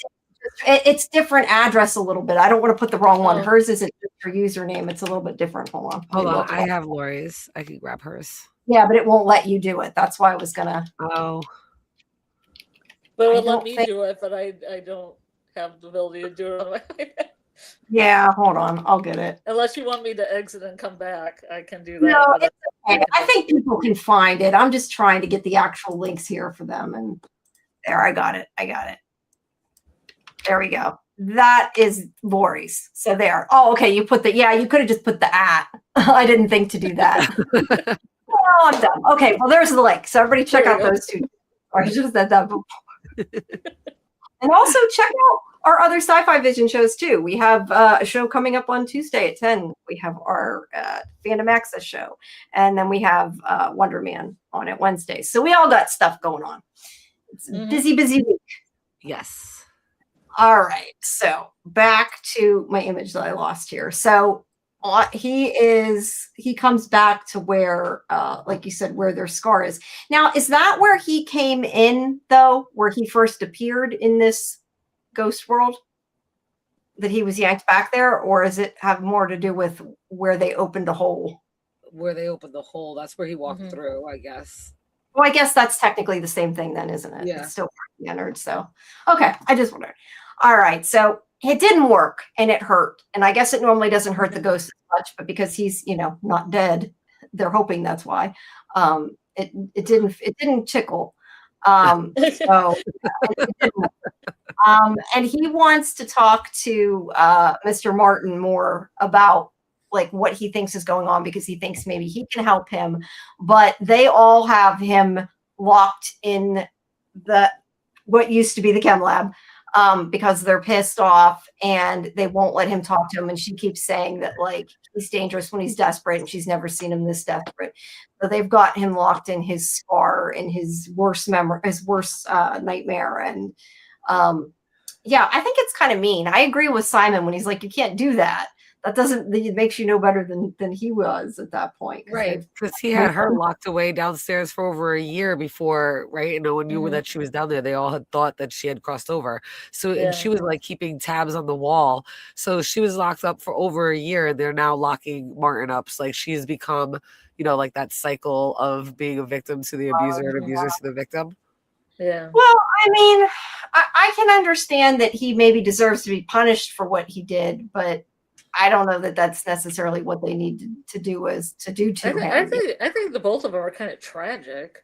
Like Janet's tragic because she couldn't be who she wanted to be, and he was tragic because he was fired for not a good reason and almost like tried to unalive himself in the chem lab because his life was over because Alice had left him and all that. Right. So they're both tragic in a way. They are. It's like a Greek tragedy. Yeah. Well, they all have tragedy and trauma in their deaths, most of them. So that's not super surprising. So yeah, Maddie is leaving the hospital with her mom. She doesn't want to leave because she's trying to talk to, like I said before, she's trying to talk to Xavier, but she has to leave with him. And her mother does comment she's surprised that Simon hasn't come by. Now at this point, she doesn't know yet what happened to Simon. She hasn't been there, but she did. This is where she asked her mom, though, if her father died in the hospital as opposed to in the river. And she tells her that, yeah, he was brought to the hospital and died there. And she knows that since that's where his ghost is. Since we know that the ghosts cannot leave the area the area they died in. I'll get it right eventually. Born and death. Yeah, born and death. But let's see, there's more about, there's a good view of her necklace, probably. It is like it still could be a compass. It's either a flower or compass star. I thought it looked like a compass, but it could definitely be a compass. Yeah, I can see what you're saying, Jamie. That was definitely what I saw, but it could just be a flower. That's her key, right? Yeah. Well, is it? It would make sense. The necklace is her key. Okay, well that makes sense. Yeah, I have a Yellow Jackets necklace. Now I kind of want a School Spirits one. That's a really cool one, isn't it? Yeah. Well, I dressed up as a member of Lottie's cult. All you need is a heliotrope outfit and the necklace, and you're good. Oh, that's pretty cheap. sweet. Cheap. I like it. And nobody knew who I was, so there was that. You never know. All right. So this is, again, they're talking about getting their collective trauma together in order to lift the veil up again so he can go through. At least that's what they're hoping is going to happen, but it doesn't happen. But Quinn, thankfully, I don't know why I don't have a picture yet, but Quinn says that they should wait until all the alive people go home, because it would be really stupid to do it now, because they're just going to bring more people into the other world instead of sending him home. So they agree that they're going to wait until later in the night. And Simon is standing here looking out at, I think he's looking at the band, isn't he? I thought he was, but maybe I'm remembering wrong. I didn't take a picture, but he's looking out because he has to stay and wait. And then let's see, Maddie is on the way home. And when they get near the school, she makes, is that her? Who is that? Is that like a stepfather or no? Or just a Uber driver? I didn't know if there was somebody that was. Oh, I thought that was Xavier's dad. Yeah, that's the sheriff. Yeah, the Xavier's dad picked them up and took them. Okay, it is. Yeah, it is. I didn't look that close. It is. Being a gentleman, I guess. Sorry, what, Scarlet? Being a gentleman. Yes, yeah. Okay, I didn't realize it was him. It's his face is shadowed. It didn't look like him. So she jumps out to go to the school because she wants to try to find out if she can still see her friend. Because she saw Wally Clarkfield and she's in love with Wally. Exactly. Yeah, she wants to know that she can see him again and see them again. And she runs in and they're like, you can see us, you're okay. And she completely ignores them because she cannot. I thought at this point, and I don't know if you guys did, or it's because I don't know enough of what's going on, but I had thought she wasn't going to be able to see any of them except for Simon. So I'm glad she can still see them. They just have to be where they died. So the rule is, it sounds like, if you have a near-death experience or get thrown out of your body, pushed out of your body, however, that you can see the dead people, but only in the areas that they actually died. Not in the whole building, but in the actual areas, which is probably also why Xavier's having a harder time finding her father, right? Because I assume that it would have to be like not that people didn't die in a lot of places at the hospital, but it's not just like the hospital in general. He has to find him somewhere where there was a death, which is why he went to the morgue. But that's a little bit. Yeah, but I also think that Maddie and Simon are anomalies in this, and they don't work like the regular ghosts. Yeah, true, but they can. Either way, she can't. If she can't see them except in places where they died, I wouldn't think Xavier would be able to either. I would be more linked to that. Then there's this kid who is following around Xavier. I guess it must have been like a really quick scene. He's just looking. Or no, that's Wally. I'm sorry. I thought that was that. You're talking about Kyle, the guy that keeps. Yeah, I thought that was Kyle. That's Wally. Yeah. I didn't look that close. That's Wally. So I was like, he was giving him the eye in the way that, like, I'm like, that guy's dead. Oh, yeah. Because he keeps looking at Xavier. Because everybody in the hospital is so busy that nobody would take the time to keep looking at somebody unless they're dead. Exactly. No, I agree. I tried to get a picture of him, but the thing wouldn't stop. It was like only a few frames, and I couldn't get it the first time I saw him. But yes, if he was looking at Xavier like that, there was probably a reason. I mean, I guess it could have been a kid who had a crush on Xavier, but it looks like there was more to it than that. Yeah. So Maddie is able to see Wally. And this is where we find out it has to be where somebody died. Because I was like, well, how come she can? Because I don't know enough about the show. I was like, well, how come she can see him? But then when they all come rushing in, you realize that I don't picture it. They all come running in, that she can see everybody else as well when she's there, and she can talk to them. So at least now they know if they get in the same place, she can talk to them. Let's see. But she can't hug him. She tries to hug him, and it goes right through him, which is intense. I know that part was so heartbreaking. It was. And it's heartbreaking too, because they tell her that they can see Simon. well, they don't actually tell her. She says, "Have you seen Simon?" And they say he's here. And before they can explain to her he's here in our world, she takes off to find him, and that's not good because then when she does finally find him, which I for some reason don't have a picture of, when she does finally find him, she's like, "I'm back," and he's like, "I'm not." So yeah, he's stuck, and he tells her to go off with her mom and not to pretend like, or not to pretend, not to let her know she can see him and that he'll meet her later, because her mother's there. So she goes back home with her mom. Now, a lot of this didn't, to me, make tons of sense, but I know it's because I missed what happened. So it sounds like Janet did different things in her body that weren't like her. She had conversations that weren't what Maddie would have said, which was, one was not going to school because she was trying to get away. And also at some point she said something about she wore a dress. I don't know. I guess Maddie doesn't wear dresses. Well, she kind of bonded with Maddie's mom in a way that, like we were saying before, that Maddie hadn't, because Maddie had to be more of the parent. And then something kind of sparked in Maddie's mom when Maddie went missing. So when she found Maddie, Janet was more like, wanting to stay home with mom, wanting to do movie nights with mom, wanting to like do the rest of her school and be, bonded with her mom in a way that Maddie wasn't. Right. Yeah.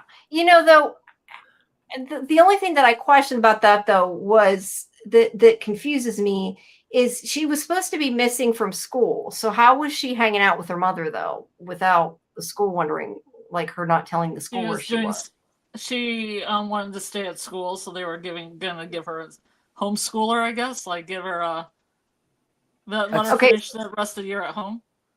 Right, but I mean, her mother didn't know she was missing, is what I'm saying. The school was looking all over for her, but the way you're saying it makes it sound like her mother knew where she was, because she came back in the second season. Janet did.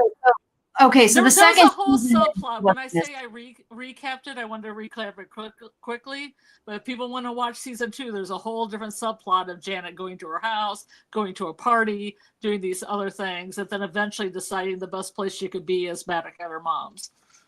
Okay, so there was a period where Maddie wasn't considered missing, but she was staying at home. That's what I was trying to understand, because the school was looking for her. Yeah, once she got back, then her mom wanted her to talk to Xavier's dad because he's a sheriff, but they wanted to keep it on the down low. So she wanted to see her friends at first and slowly get back into it.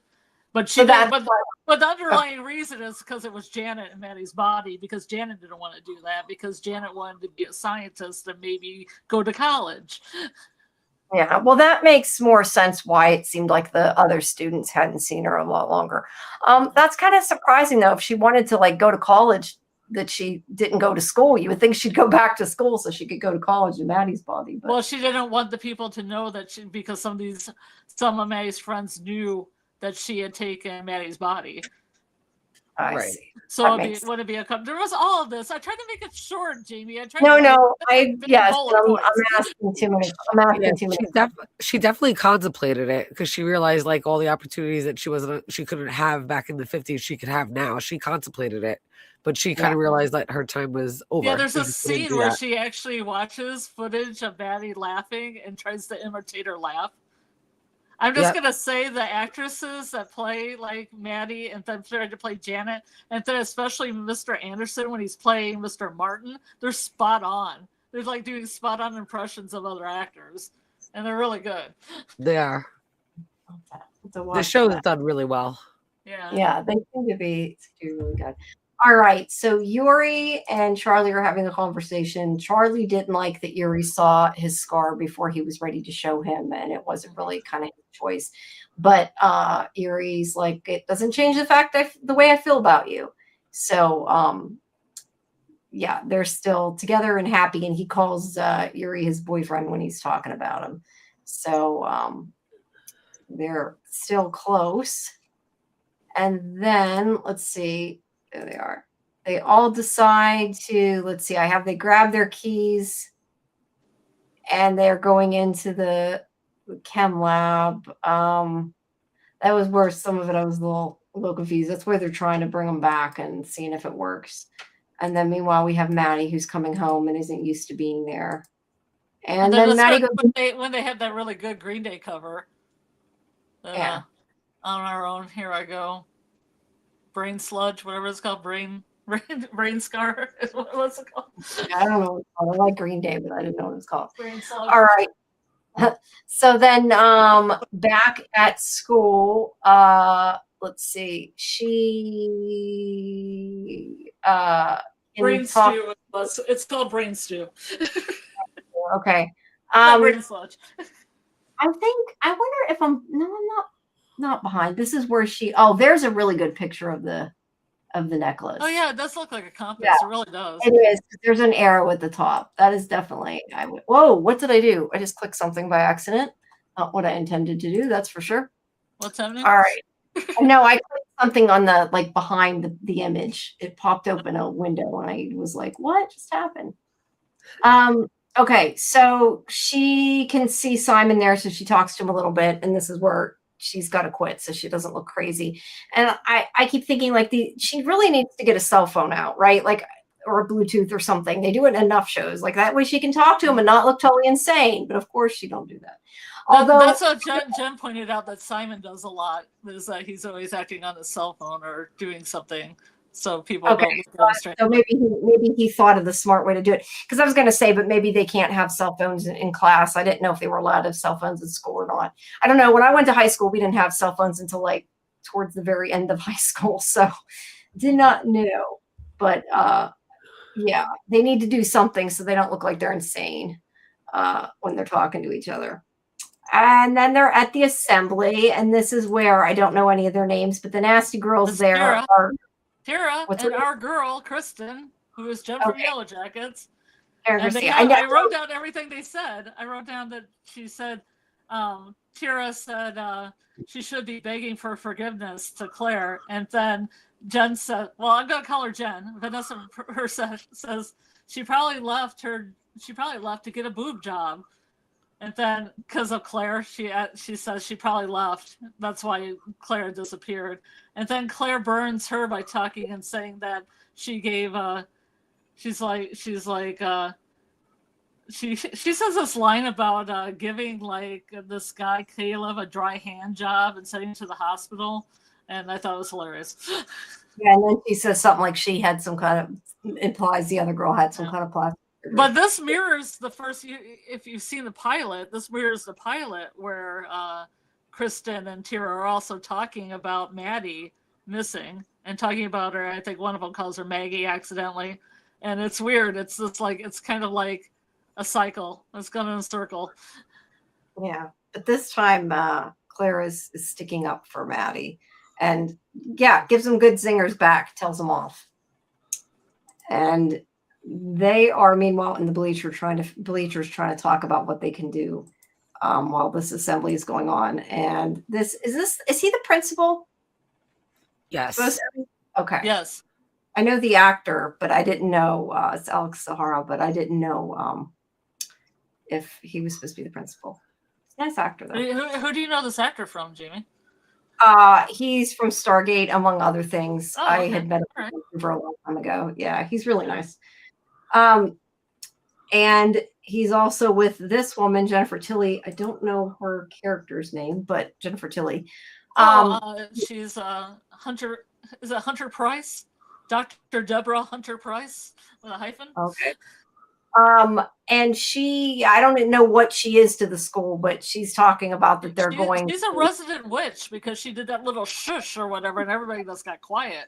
And that's definitely witchcraft. Yeah, you get all the students to shut up. How do they do that, right? Because that's amazing. You have to have witchcraft powers in order to do that in the school. I'm just going to say, being a teacher myself.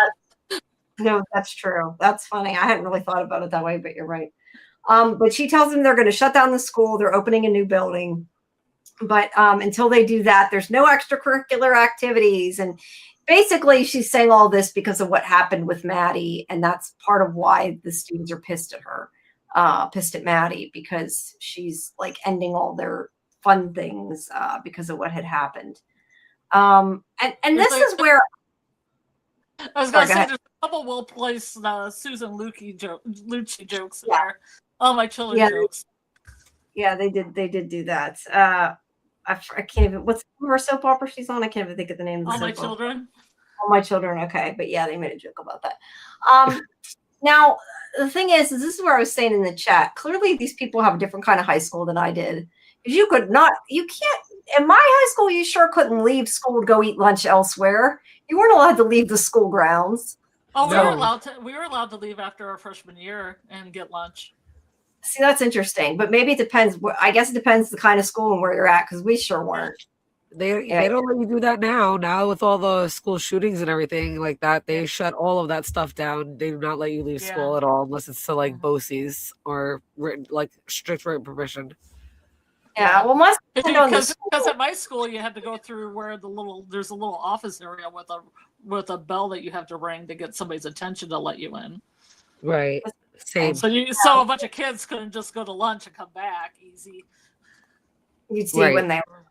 Yeah, because they were allowed to leave as seniors. I don't know. Maybe my school just sucked. I don't know, but that's actually more secure. Because I know I remember being pissed because I had there were certain classes you had to have like so many credits. It didn't matter how high up you were in the classes. Yeah. So you had to take like a science and I think a math the senior year, even though you could take like a stupid one if you wanted to, which is I think what I did with math. I took something really easy because I had already taken calculus and stuff and I didn't need it, but you had to take it. But I had something like 3 study halls or something and I put them all in a row. But the thing I had journalism class, teacher's aide, and study hall my whole afternoon. So it was this kind of a blow off. Yeah, well, that's why I just remember being like, if I have a couple hours with study hall, why can't I leave? Because I had a couple periods that were study hall. You weren't allowed. No, you couldn't go nowhere. You weren't allowed at my school, unfortunately. So, and nowadays you could probably sit there and if you were quiet and get away if they let you have your cell phones, maybe get away with sitting and watching TV or something. But you couldn't do that then. So I don't know. But I had a few study halls right in a row. I scheduled them all together so I didn't have to do anything except for the afternoon or whatever. Take the morning off. That's pretty sweet.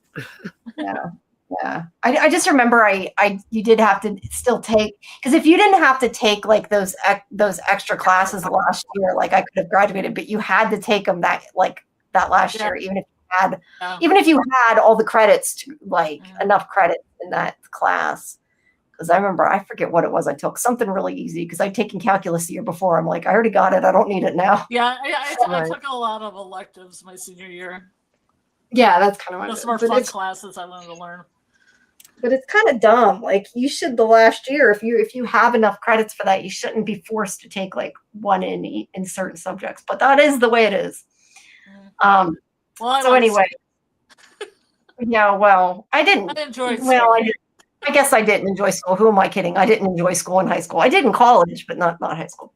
Yeah. All right. So Maddie gets a note that they believe is from Livia, which is Jennifer Tilly, that I already forgot the name we gave her daughter.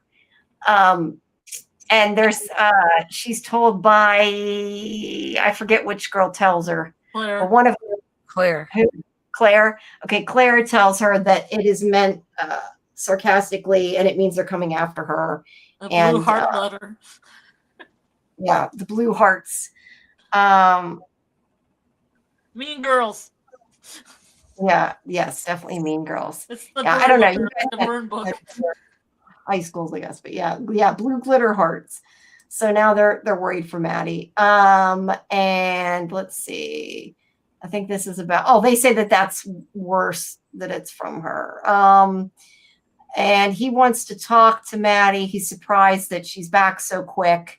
And he tries to ask about what happened. She's like, I lost my memory. They said that happens when you hit your head. And she said that twice and tried to get out of it. But she's like, I want to spend my free period in the greenhouse. And she says it really loud so that and sounds like an idiot. Like she thinks he's an idiot, but says it so that Simon will know where to meet her. And she also tells Xavier at one point she wants to hear about her dad. Let's see. They talk about, there must have been something here with Xavier because I have about the hospital being full of ghosts. Is it more about Kyle? Yeah, I don't know. I'm confused because if she's talking to Simon, I don't. Oh, she must be telling him what Xavier said about the hospital, that that there's ghosts that stay there, including her father. And this is where she asks him how he's going to explain his disappearance to his parents. And he remembers that there's a suspension letter. He doesn't want to get to his house, so he wants her to steal so his parents never get it. But he also has to tell his parents something, which, as we said, and we're talking about in the chat, I think this part is really stupid. So I can buy that the school suspended him so the school doesn't expect him there. But for his father, you know what? They suspended him because if you go to the letter and click on the letter, it's because of absences. So why is his parents letting him go off and do whatever he wants? But then he's mad that they're going to get this letter. But don't the parents know? I don't know, because to think that they allow him to just skip class to go with a girl he met, which we find out isn't a girl he likes, it's that is his sister. But regardless of that they're letting him just spend all this time outside of school, that part's really weak in the story. And they need to take care of that. But anyway, she's going to get his iPad so she can send a message to his parents, and she has to get it out of his car.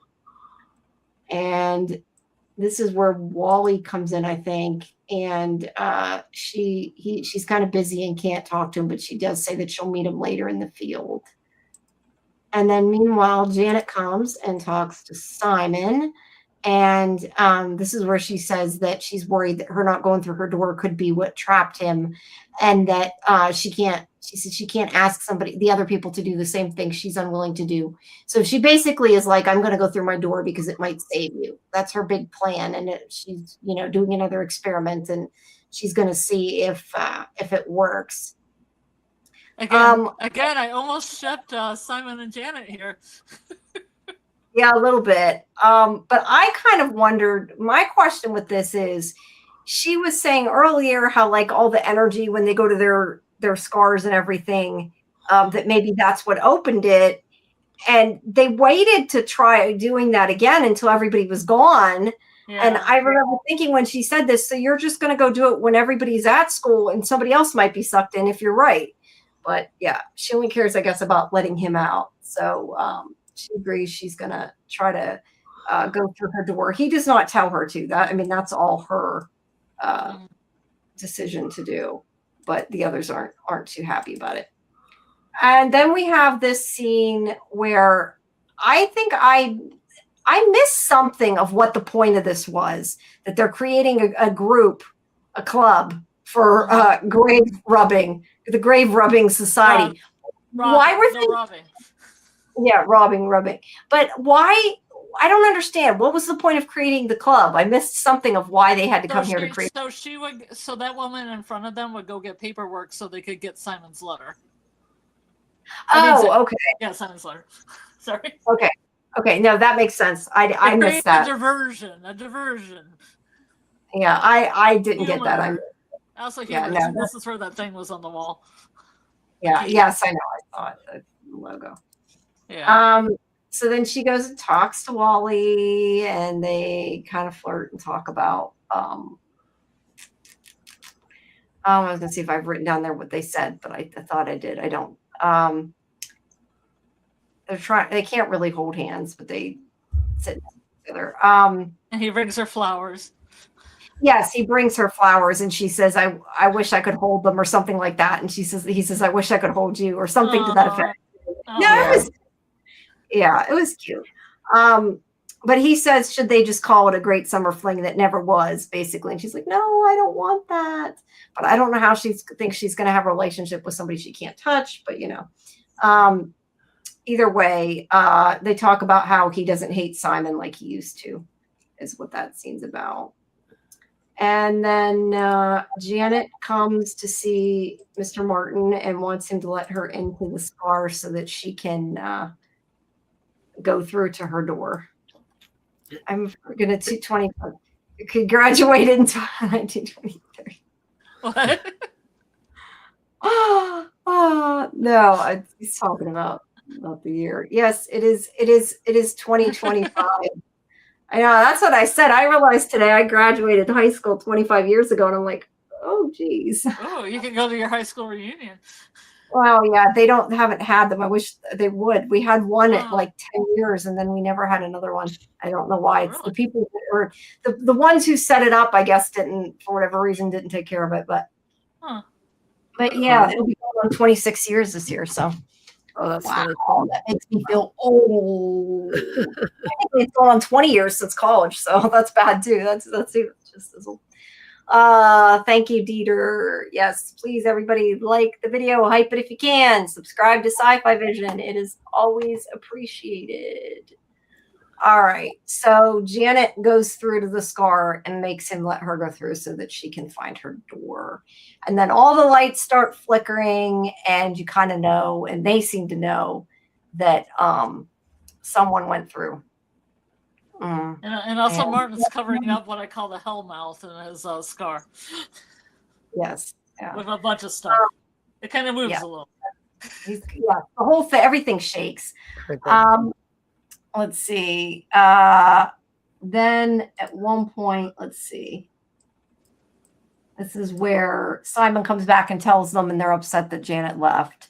And she blames him for a minute, but she kind of gets over it. And right now there's a song playing called Shitty Heaven, which I really enjoy. It's called Shitty Heaven. I'm not sure about the name, but okay. But either way, whenever Simon tries to, I didn't have a picture of it. Whenever Simon tries to see, Mr. Martin, he tries to get him out of there, and he ends up knocking the teacher down because he's like, what are you hiding?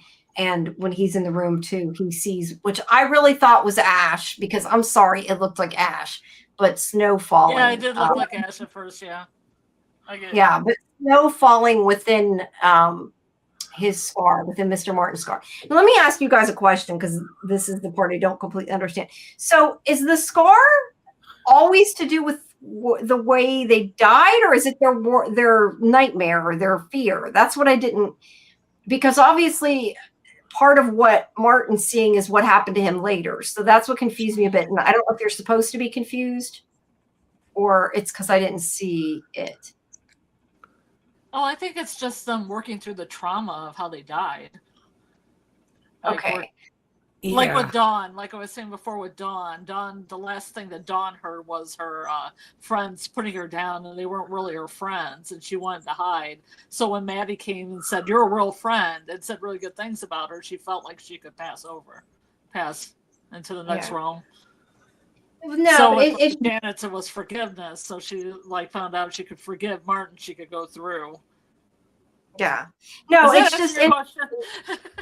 My question, what my point is, I mean, that answers my part one of my question, but part two of my question, what I'm saying is confusing, is the fact that what happened to Mr. Martin when he saw the whole thing with that kid, and he saw him, and when he showed up and he ran across where the bus was or whatever, that. No, from that happening, from that bus crash, is somehow like infiltrating his scar, which has nothing to do with him died. That's why I was a little confused. But I guess I think that's something new, Jamie. I think that's something new that's happening in season 3. I guess the stars colliding. Trauma. I can maybe. It has to do with that kind of hellmouth hole thing that's going on too. That's new. Yeah, I think that might literally be like a hell, because I wondered if that was supposed to be like sort of a hell down there, but I don't know why that kid would be down there. So that part I didn't quite understand. Well, we'll figure that one out, I guess. So, all right. So they read her letter, and because they are sad that she left. Yeah, I felt bad that Janet left. It was too soon, man. Too soon. Yeah, and she didn't tell them goodbye. But she says that she's where she's been wanting to go. And for them to keep going. And then let's see this. Then we have whenever Simon talks to Mr. Martin, and they're keeping him there. He says that something's been waiting for all of them, but we don't know yet what he's talking about. It's what he's saying is down there, but we don't know yet. But Xavier goes back to the hospital, and there's that Kyle again who's watching him and follows him. And then we have Maddie goes back to her house. And yeah, I have a question about the mac and cheese scene. If you ever get there, the comfort food. For one, I love this wallpaper. I'm just gonna say. All right. What's your question? My question is that in the scene, Sandra takes something out of her mouth and puts it on a napkin. I had no idea what it was. A mince because she's drinking. Oh, okay. Okay, gotcha. That's why Maddie picks up the mug and smells it, and she puts it back down because it's got alcohol in it. Okay, thank you, because I had no idea. I thought she took her tooth out, and I was like, what the hell? She was hoping to smell the alcohol on her. That's what I was wondering. If it had something to do with that. Okay. She hasn't stopped drinking. So that's not. Yeah, okay. And then we have here the scene with, you know what, somehow, and I don't even know how,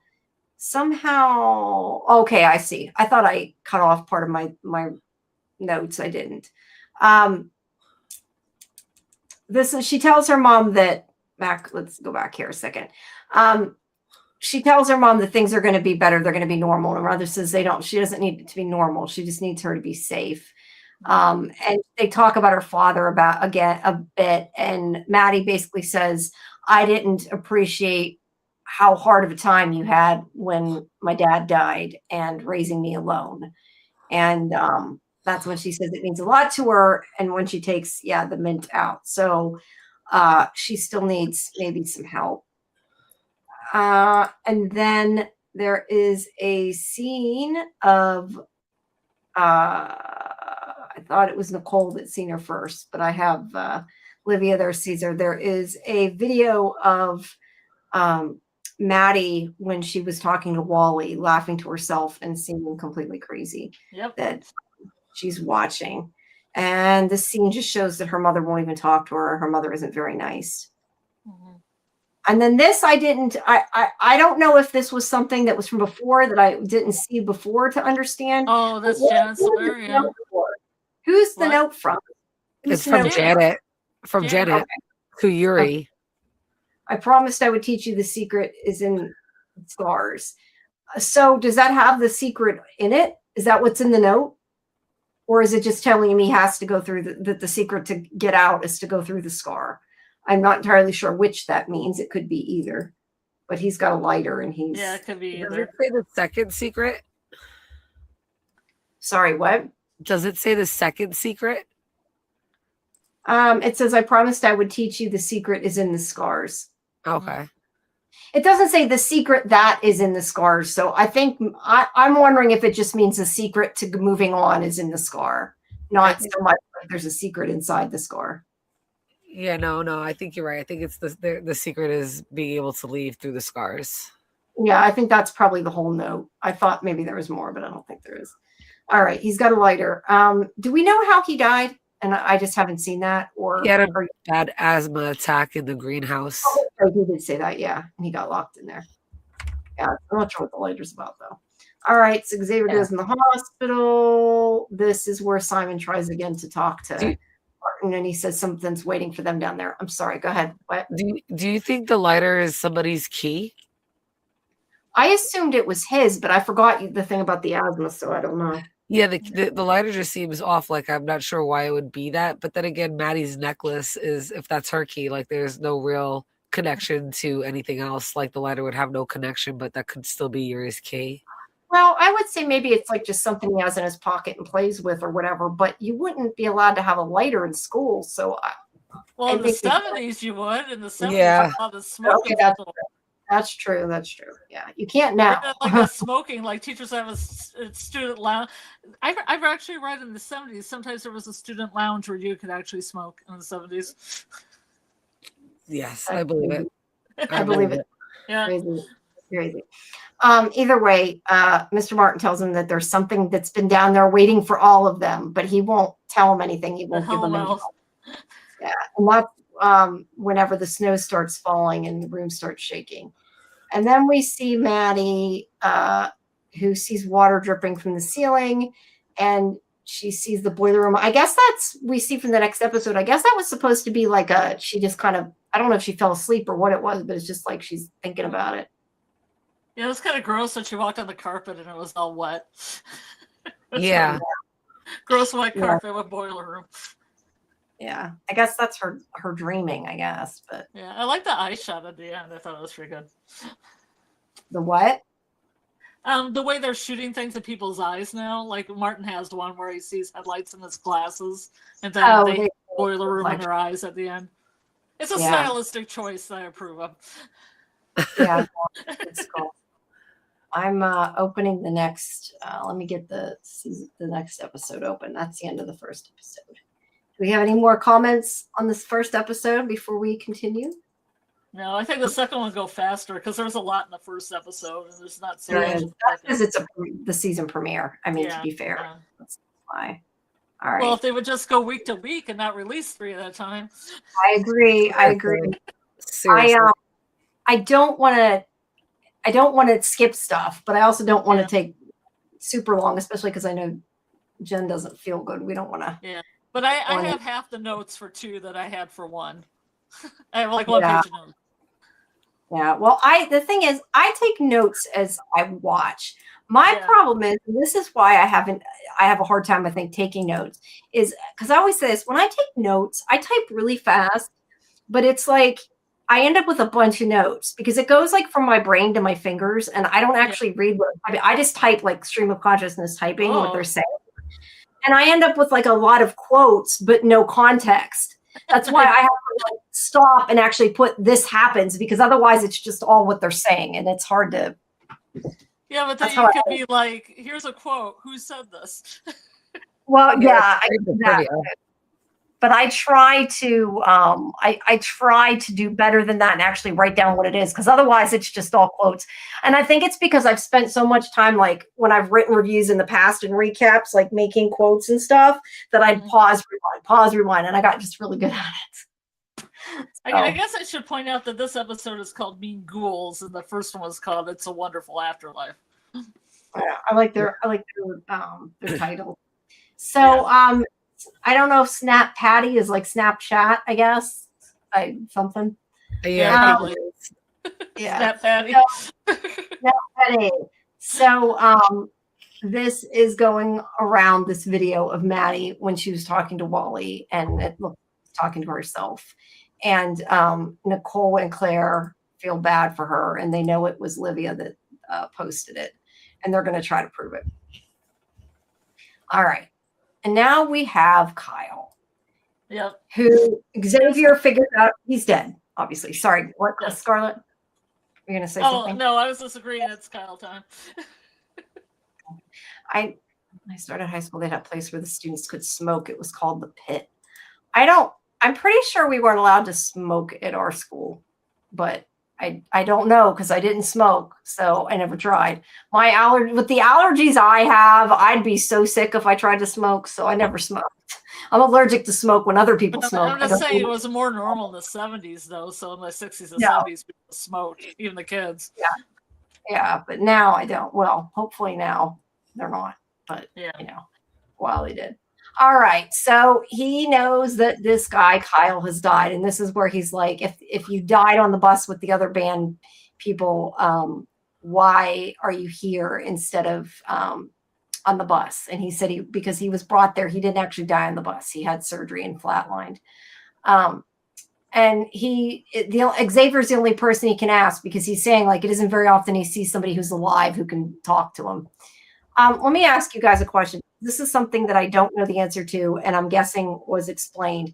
I've seen in the pictures going through it that clearly the people change clothes. How do they change clothes? Because like even him, he would have had on a band uniform. Where do the clothes come from? What's the rule with that? I don't really know, because they do have like the homecoming, and they dress up, and they do have like this whole formal dance that they've shown in the previous seasons, and they don't explain how they get the clothes, just have them.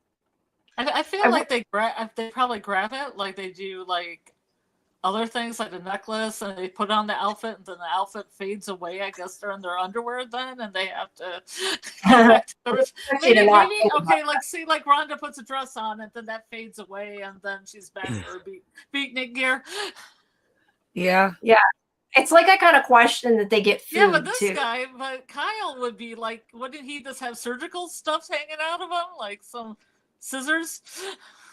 Yeah, So maybe it's that they have to find the clothes. Like maybe they're clothes that were at the school, but I don't know why they would be prom dresses. So I don't know. Maybe it was the Or clothes from the maybe drama. Kyle starts out the day on the surgical table stuff, and then he puts a shirt over it because it looks gross. Yeah, imagine he like stole that from some kid's like hospital room and he's just walking around with that kid's clothes on for the day. Yeah, maybe. Because I think they get, now that I'm thinking about it, do they get their clothes from the theater prop drama area, like the stage? Yeah, probably.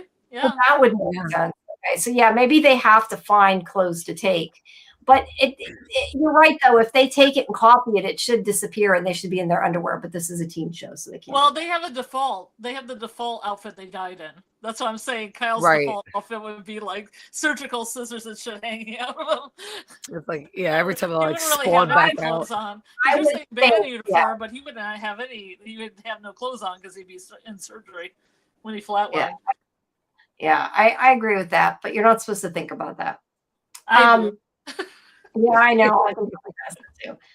But anyway, they have this conversation about the bus crashing, and he tells Xavier that the bus driver crashed because somebody ran out in the road. But Xavier's like, this is not the story we've heard. It was icy. The bus driver slid on the ice, and this is why they crashed. But he's kind of adamant that this is what happened.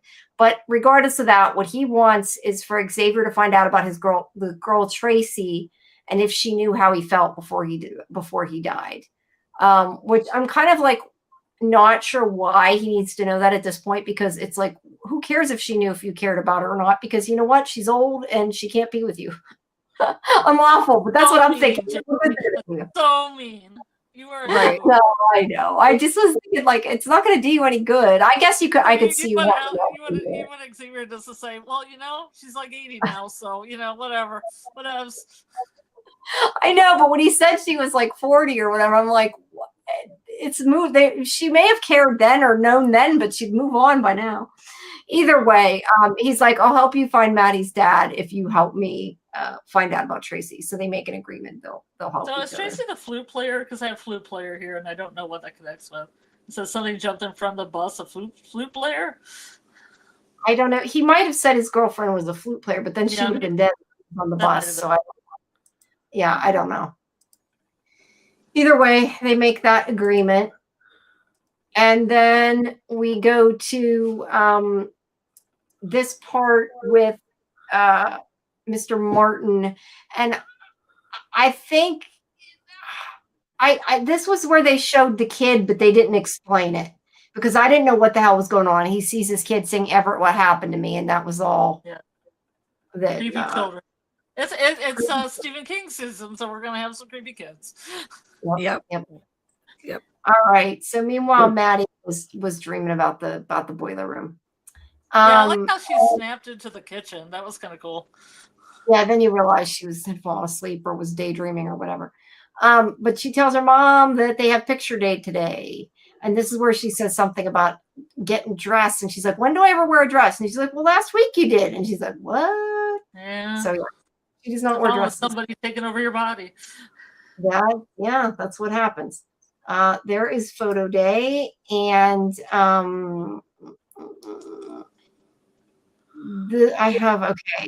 Janet's death accent must have forgiven him ever since she took the door. They talk about Janet, I guess.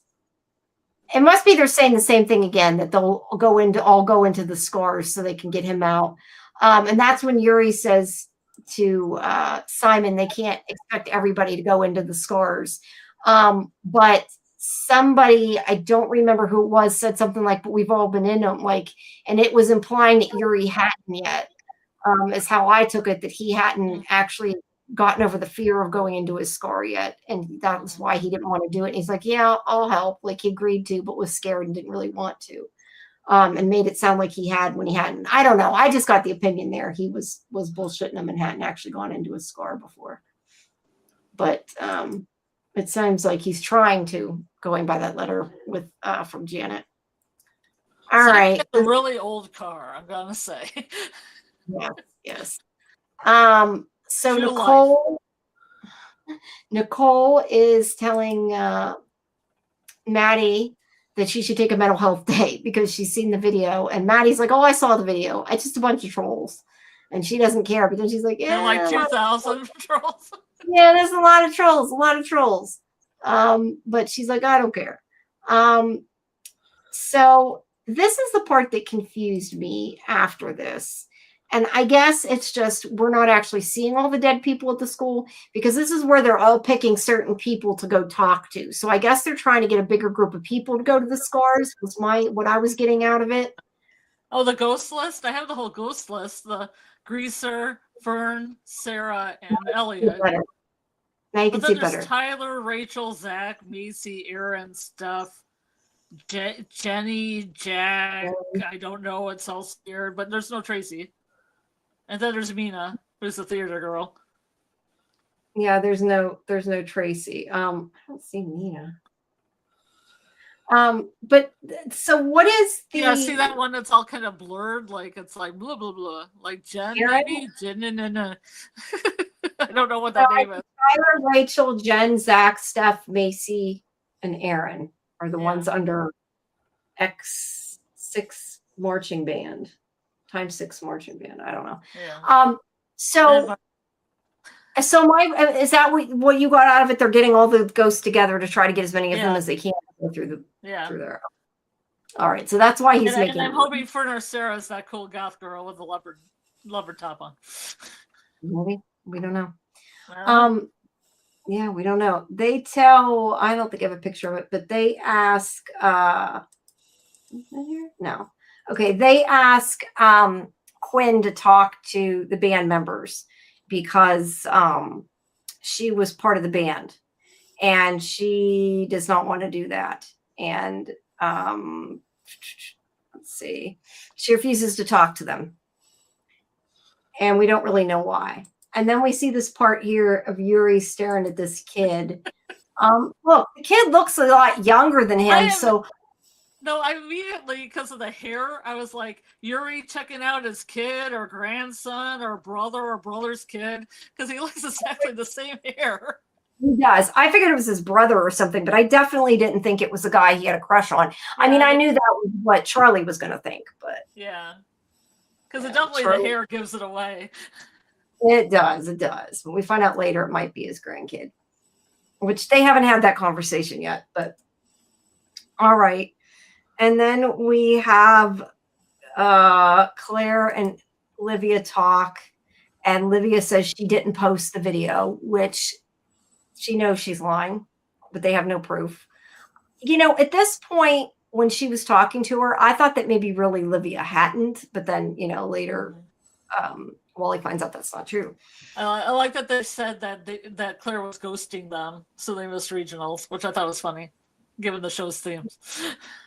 Yeah, but that makes me wonder, is that like foreshadowing anything? Like, is she going to be a ghost later? Maybe.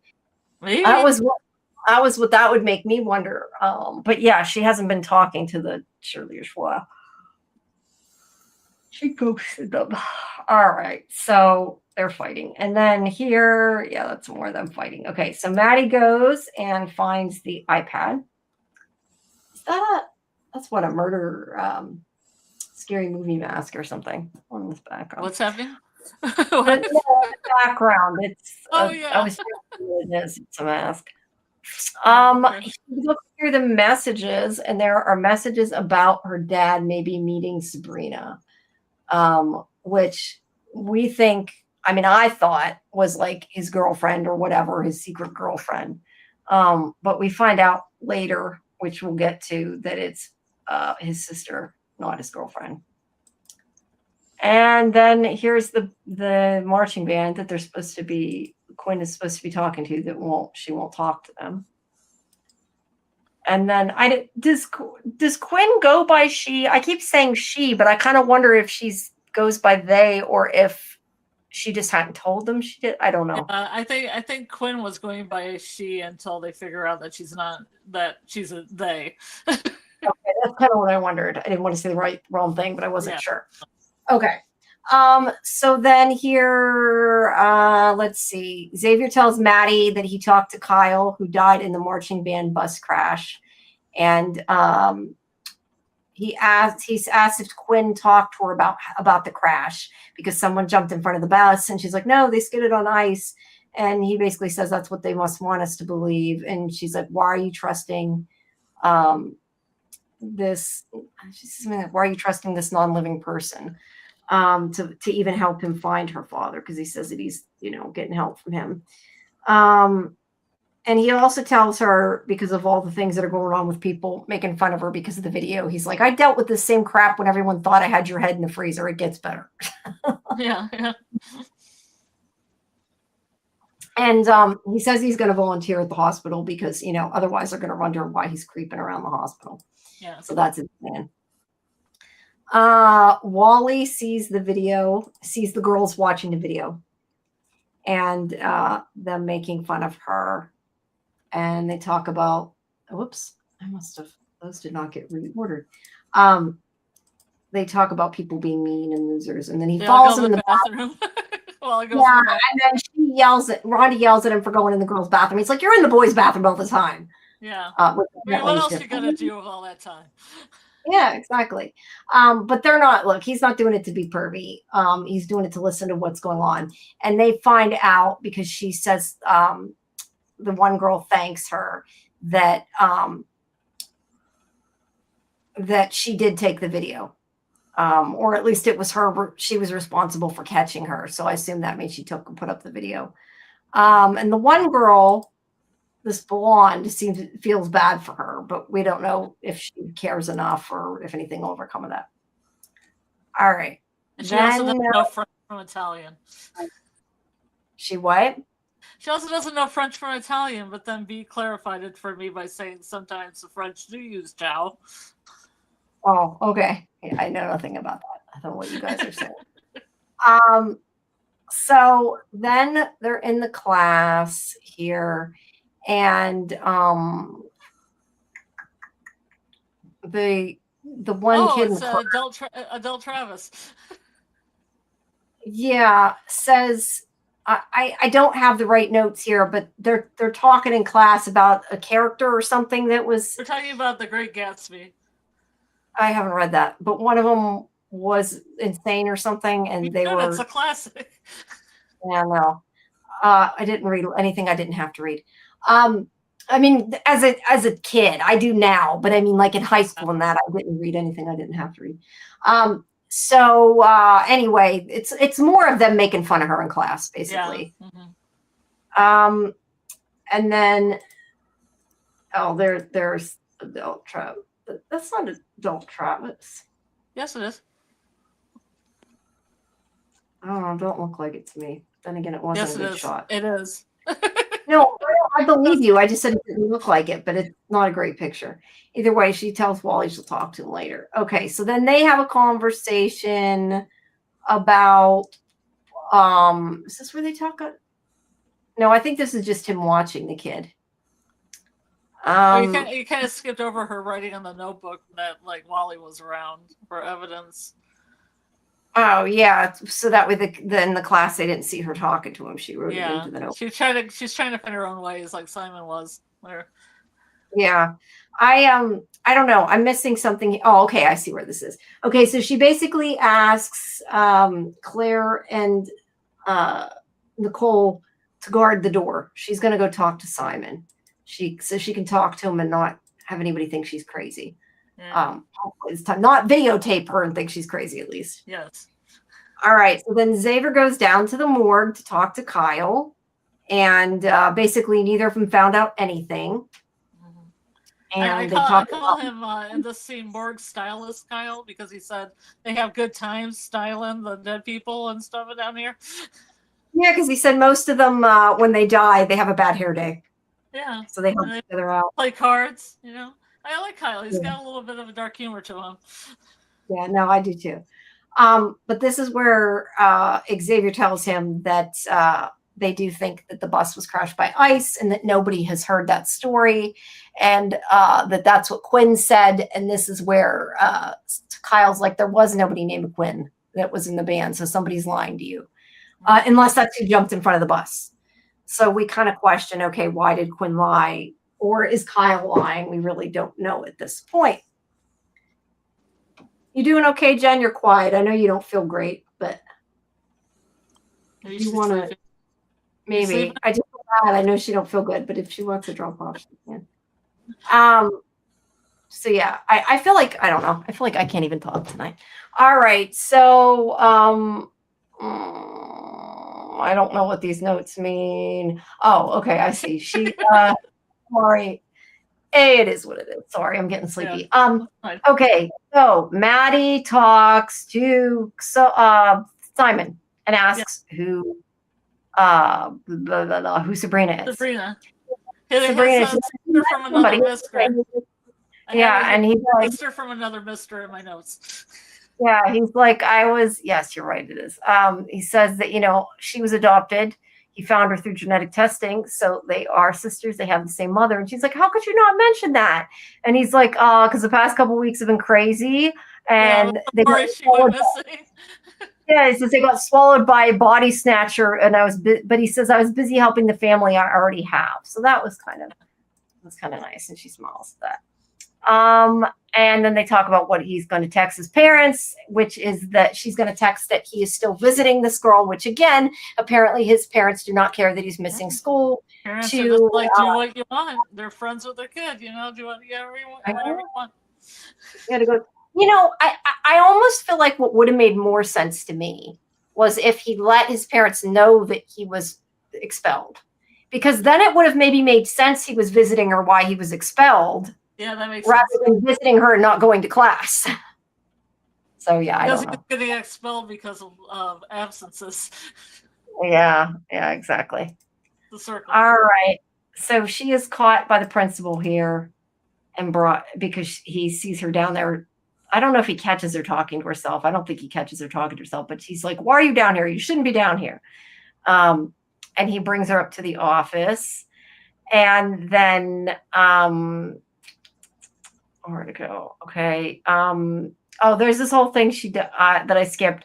She does tell Simon that she's hearing things, and she thinks she has some kind of PTSD from when she died.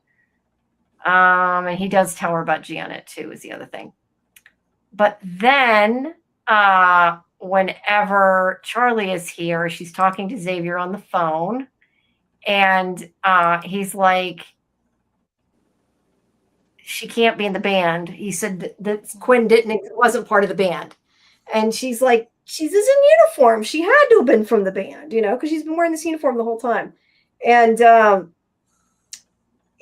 they're trying to figure it out still. But he's saying that Quinn was lying about something, and she doesn't want to believe that. Let's see. I read that. I'm not sure what that was in regards to. I read that folks online call. Oh, I'm sorry. I read it wrong. Call her they. Yeah. But they often use she in the show. I don't know. I would assume because she seems to be admitting to them in this episode that she doesn't feel like a she. Mm-hmm. I would have to assume that she's gone by she until this point. Yeah, but that's what I'm assuming. They just assumed she was a she. Yeah.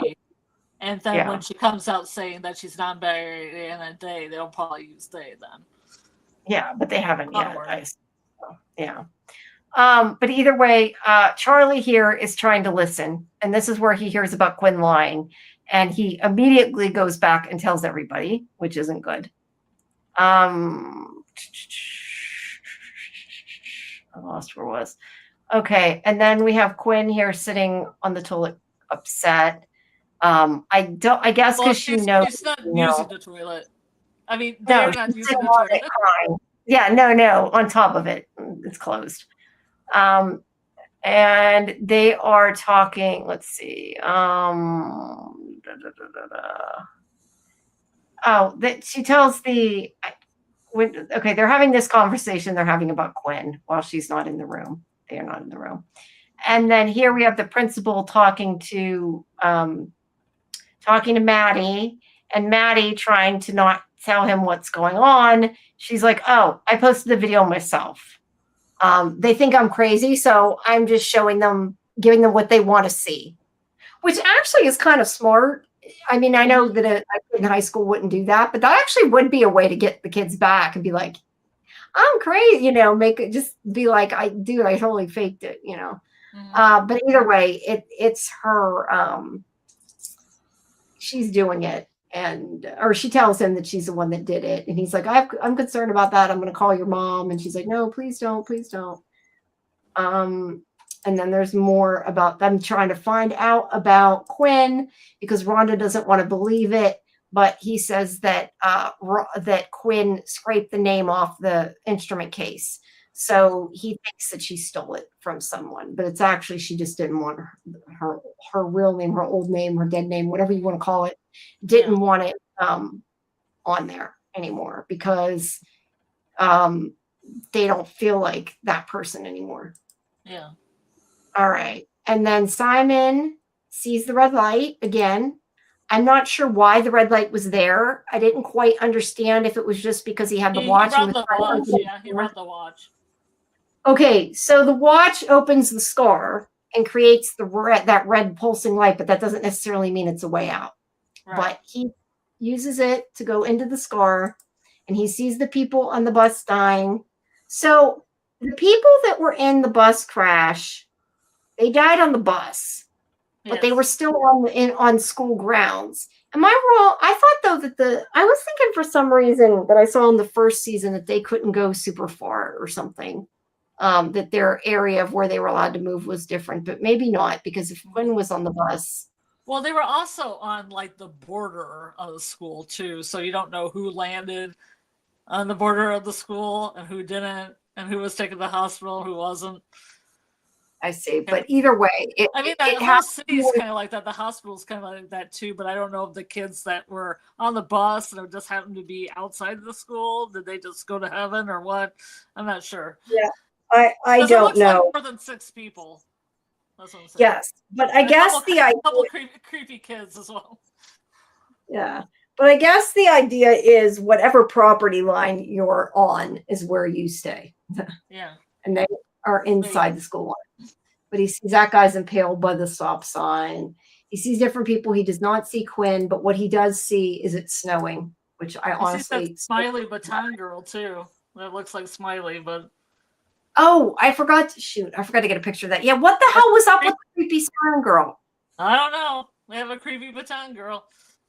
Yeah, I meant to ask you about that. I meant to get a picture of that. I'm sorry, I didn't. I couldn't even get the snow really well, but I didn't get that. But yeah, creepy. We don't know what it's about. Yeah. And then this is Nicole and Claire, and they're like, why would Maddie say that she took the video? And they're upset that that happened. And then here, Wally is talking to Simon about, I lost where it was. I don't know. I lost where I was, but they were talking about. There isn't around the line where it's what's stronger than a human heart that shatters over and over again. It still lives. No, I didn't even remember hearing that. I don't know. I don't have it written down, but I had that the principal asked about her hitting her head again. She said she didn't remember that. Oh. They haven't found. This is about that they were looking at the lists at the school for Quinn and couldn't find Quinn. Looking through yearbooks. Yeah. Yes. You're right. Oh, there it is. Couldn't find photos of Quinn in there. Yeah, I found where I was. I just completely lost it. Wally was saying you went in the scar, didn't you? And he takes the watch away from him. That's what happened in that scene. Yeah. And then in this scene, it's kind of odd to me. So these are senior pictures. Are they in senior year now? Yeah, but it's weird because I never got my senior pictures taken in robes. Exactly. That was what I was going to say. It must be because it's a senior year. But no, we didn't do that. Actually, our senior pictures, you got taken where you wanted. You didn't even get them taken at school unless you couldn't. Yeah, I had one of like my guitar. I had one with a guitar and other things. And friends got them if they did cars. They got their picture by their car or, whatever hobbies they had. Yeah, that's cool. Yeah, I definitely didn't get mine taken at school, but here they all get them taken at school in their robe for some odd reason other than they wanted the scene to work. Well, we had normal pictures taken too for the yearbook, but they weren't. Ours, you were allowed to take normal pictures, but if you had your own, if you were getting your own scene taken, you could give them those for the yearbook. So I don't think I got them. So we had to do one for the school, and then if we wanted to give out, because you could get those little pictures made, you could give them out in your invites to your graduation, or friends, because me and my friends exchanged them. Yeah, no, I did too. I just the way we did it is you gave, at least from what I remember, I'm pretty sure you gave them, if you got it taken elsewhere, you could give them that for the yearbook. And that way you could have the one you wanted in the yearbook. You didn't have to get, because I don't think I got it taken at the school. But she starts getting it taken in her robe, and of course it's white, and then they throw paint. I don't know. It doesn't look like blood. I guess it's paint. Yeah, I don't know. Where does it come from? Did Livia just have a little hose on the side? I said, or is the creepy guy? There was this creepy guy when they were in the media area that was looking at the door, and I thought, is it the creepy guy that kept looking at Maddie? I didn't know if he just thought she was crazy, or I'm gonna spray some blood on that girl or something. I don't know. Honestly, they didn't show who it was, and it makes me think maybe it wasn't Livia, because she looked kind of shocked. Well, she went over to that file, and she said she had to look through that file, so it kind of makes her sus. I don't know. The way she acted, it made me think she didn't do it. They want you to think that, but I don't know. But either way, this part though to me was really kind of dumb, because the guy had already taken a handful of photos, right? Before she gets the blood. And then he's like, do you want to go clean yourself up? And she's like, take the photo. Just take the photo. And I'm thinking you don't understand the underlying metaphors, that she wanted to be brave and say it didn't affect her. I know. Yeah, I get it. And I get her saying that. But I'm just saying, the fact that he asked her, do you want to get cleaned up? She could actually fix it. If this was in real life, he would have just used the photo he had already taken, not even said that to her. I just thought it was dumb the way they did it. Yes, I know. We're obviously going to use this one now because it's more exciting. Yeah, well, that's what she, I guess, expects. I hope it ends up in the yearbook anyway. Yeah, it might. You don't know. Plus, you don't have your Stephen King moment. That's a Stephen King moment. Yeah. And it's foreshadow because she wear a Carrie shirt. I guess, but I don't think they would. I don't even think the school would let her put that in. They would probably nix the idea. It's her mother. Show. It's imaginary. I know. Okay, so her mother is spying on her in her phone. How did you feel about this? I don't know, because I didn't see most of what had happened before. But I kind of question, should her mother really be spying on her phone when she's 17 or something? No, she shouldn't. She should not. Yeah, I don't know that I agree with her doing that. Yeah, I don't think that's cool at all. No. If she had been, if something bad had happened to her, maybe, but she doesn't even, I don't know how much her mother knows. That's the thing. I'm not sure exactly what her mother thinks happened, but yeah, she shouldn't just be reading her text. Well, her mom's obsessed with keeping her safe. So this is part of the keeping her safe thing. Yeah, but I kind of feel like if you want to keep her safe, I could maybe have understood if she put a hidden tracker app on her phone. I maybe could have understood that, but reading her text to her friends, that's that's too much. Putting GPS on her is one thing, but reading her text. Well, yeah, neither is right, but I'm saying I could understand her putting the GPS on her, but actually reading her text to her friends, I think is too much, and she shouldn't be doing that. Yeah. So yeah, that's them saying. I also put the blood messed up the photographer's backdrop, and that made me mad. It probably did. Some of these it's one thing to just hurt somebody in class, but it's another thing to destroy somebody's property. I agree. Yeah. Yeah. So Wally comes in the bathroom to talk to her, and ask her if she's okay. And this is where she says that she's in both worlds, and she's kind of screwed because she's stuck in both worlds and she can't unsee what she's seen. And he tells her that they can meet up after school when nobody's there, so they won't see them talk, or on the weekends, or is being with him making it worse, because if it is, he's willing to take a break or call it quits because he doesn't want to hurt her. And she says that nothing about you makes my life worse. And this is where she sets the necklace down and she says to take a copy of it and put it on his chain. And he says, what about if it disappears? And she says, it doesn't mean it's not there. And yeah, that is most definitely Compass. Let's see, but yeah, I thought that was cute. I like that. I like that a lot. I thought that was cute. Now the question is too, is if it's a key, does that make a difference? Like maybe it won't disappear because it's a key, right? I don't know. Just an idea. I don't know. It's a fading key, I guess. Yeah, I don't know. He's happy though. All right. And then we have the conversation here with Yuri and Charlie, where Yuri said, where he says, I can understand you pining over a kid, but you know, at least he was saying who he knew he was pining over. He knew. What was that about? He had a friend, the teacher or something because he knew him when he was young, right? Wasn't it something like that? Okay. But then again, I think these ghosts are kind of like vampires, though, because they would be probably about 50 years old in real life.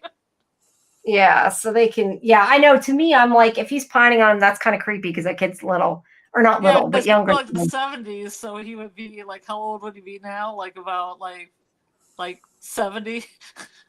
Yeah, but not only that kid. Yeah, but that kid looked younger than him now, which I kind of had a problem with, and if that was the case. But he's like, no, he could be my grandson, and he's like, no, really, he could be my grandson. Look at the hair. Look at the hair, Charlie. Look at the hair. Yeah, but he's basically his explanation is probably going to be it was the 70s when because he's like, how could you have a kid? It was the 70s. He says, I don't agree with spying on our teenagers. My kid had an app so I could see where she is and she can see me too, but I wouldn't read my kids' text. I hated when my mom's peers read their kids' text. I agree. And I think too, that's a good idea too. You both know where each other is. And it's not like you're hiding that you know where she's at. And I think that that's okay. I just don't like, she shouldn't be reading her friend's texts. It's creepy. I understand parents do it. I don't know that I agree with it. I'm not a parent, so I don't know that I can give an accurate, but I don't like it. All right. So then we have they come in and this is where he says, how could he be your grandson? And he's like, can we not do this now? They have brought in Mr. Morton, but that's first they talk to Quinn. And this is where Quinn says that she watched, she was out. They said, where were you? And she said, growing a spine, thanks to Maddie, that she saw her in the library get sprayed with the blood. And she wished she had done what she did because she says they couldn't find her in the yearbook because that was back when she was called Jacqueline, because that's her name. And Quinn always made sure to be sick on picture day because otherwise would be wearing some frilly dress her mother got her, that it started with a name, but she never got who she was. And that she wanted whenever she died, that was her chance to be someone else. So she basically changed her name and became who she felt she was because they were. Because the Quinn isn't a she or a he. It just fit more so than Jacqueline. And that they never set out to lie to anybody, that if anything, they felt they were being more honest to them because they called themselves Quinn. And of course, they all are okay with this and happy that they told them how they felt. And then before we finish the conversation, I think this kind of works because they're all kind of outsiders. Yeah. And I get it. They're like, you're my friends. I told you the truth of who I really was, which I never was able to do when I was alive, is basically what they're saying. So yeah, that was good to see. And then we have on the field, Nicole is taking candid photos for the yearbook of the cheerleaders, and something's up. I don't know what she's going to do, but she's going to do something. Yeah, getting in with the cheerleaders. Yeah, I wasn't sure if she's just trying to get friendly with them or if she's intending to do something nasty. I'm not entirely sure, but we'll find out. Both of those, Jamie. She's going to get it in the group and then do some espionage. Yeah, fair enough. All right, so hold on, I was seeing something. Okay. So they have Simon has brought Mr. Morton into the car shop to talk to them, whether they like it or not. And he talks about his flashback, and so they can know the truth. And it has to do with the bus accident. But the night about what happened, someone jumping in front of the bus, did he know about it? Because he was the first one on the scene when somebody jumped, or when the bus crashed, but as a ghost, not as a person. And Maddie's like, well, did the driver scream? He doesn't remember. Simon asked him if it was snowing, and he says, yeah. And what he remembers, before he tells him what he remembers, he said that he didn't move the town to the town to teach. He grew up there. He spent the summer there as a kid, and he had this friend, Ralphie, who said to cut through the graveyard when it got dark. And then it started to storm, and he ran, but they realized Ralphie wasn't with them. And here he had gotten hit by lightning. And what are the odds, right? He falls on the ground, and they don't know what to do because they're kids. The other one gives him a stick and says, don't let him swallow his tongue. But he goes off to get help and tells Mr. Martin, Everett, to take care of him. But he starts having a seizure, I guess, from the lightning. And Mr. Martin freaks out and runs away because he's a kid. And I think he thought he was dead. He's tried to get him up, but he wouldn't get up. I think he thought he was dead. And then Simon and them were like, well, did he die there? And he said, no, he doesn't think so, that his parents and the doctors ran to get him after they called for help, but he was gone. He just vanished. They thought maybe he wandered to the river, but they never found him. But they did tell him it wasn't his fault for leaving, which is true. He was a kid. But he said that years later, after he'd already died, he heard the music that Ralphie always sang, and he followed it. And he realized that it was coming from somewhere underneath the floor of the chem lab, where the chem lab was. And he found a hole. He went down there, or he opened the hole, I'm not sure with, but he went down there, and he found other ghosts down there. He said, there are others in the school that are not like us. That he didn't know what was down there, but he couldn't find a way out, and something grabbed him like they were pulling him underwater. When I came up for air, I was blinded by headlights. So you see the headlights in his glasses, which I thought was a cool effect. Yeah, like I must have taken it right after that. So he ended up in front of the bus, and had never intended to be. So he was already dead, though. And I think it's Simon who asked, how did the driver see you? And we don't know. That's kind of the big question. So the idea is that he ran in front of the bus, and the bus driver saw him and swerved, and that's how he crashed the bus. Now, the fact that like Kyle saw him, he might have seen him because he was dying. So I don't know that Kyle seeing him means anything, but the bus driver saw him even though he was dead. So did the bus driver have, a near-death experience? Was it something else? Or did it have to do with him being pulled down into the hellmouth by the other, something down, we don't know, it was the kid, something down there. Did they cause it to happen? We don't know. But this is where he thinks that there's evil down there. And he thinks that there's some kind of evil down under the ground, and that this is why there's a lot of kids that died in this school. And that is where it ends. We don't get to see anything else. So, the end. So, yeah. Anything else? Thoughts? I tried to not take too long because I know it was getting late, and I think Jen already went to bed. Maybe already passed out. Yeah. Yeah, I don't know. I hope she's okay. I know she didn't feel good. She's calling off work because she didn't feel good. Yeah, that's all I got because I haven't seen episode 3. I'm gonna kind of group 3 and 4 together because it's hard enough. I mean, I don't know if we can even do 3 episodes because it's a lot. No, 3 is too much. I think 2 is already pushing it. Yeah. But I didn't want it to take more and more weeks, which is why I said let's do 2. Yeah. So I like how the season's going so far. I'm curious to know more about the Hellmouth. Well, yeah, and it does. Watching it does make me think that this is a show I would have liked if I had kept with it, and I kind of wish I had. But I just know that at this point, because I've moved on to season 3, like I'm not going to have time to go back. So I'm just going to stick with it from here on out. I do enjoy it. So, and I will continue to try to get interviews. I don't know that that's going to happen. I wasn't able to get. Maybe. Yeah, maybe, who knows? But I wasn't able to get the junket, so I don't know. Yeah. But yeah, so not next week, this week, so everybody knows, we will be back on Thursday at 11, not next Sunday, only for this week. So this Thursday at 11 Eastern is our next live stream.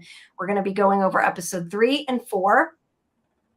And you can, if you want, join us for our watch party, which again will be at 8:30 Eastern, but on Thursday. So we'll watch the episodes together, and then we will do another live stream. And then after that, it will continue to be on Thursdays, but only for one episode. And I assume that the watch parties will probably move to 9:30. We'll probably keep the 11 o'clock time, unless you guys, for whatever reason, can't do 11. It works better for me. So I assume 10 would probably work better for me and Jen, because we're okay. Well, we'll talk about this Thursday. We need to do 11 because we have to have or 10:30 maybe. Yeah. So this week Thursday will be at 9 or at 8:30 and 11. But stay tuned to Discord for the following Thursday in case the times change. I will let you all know in Discord. I did post the schedule for this week.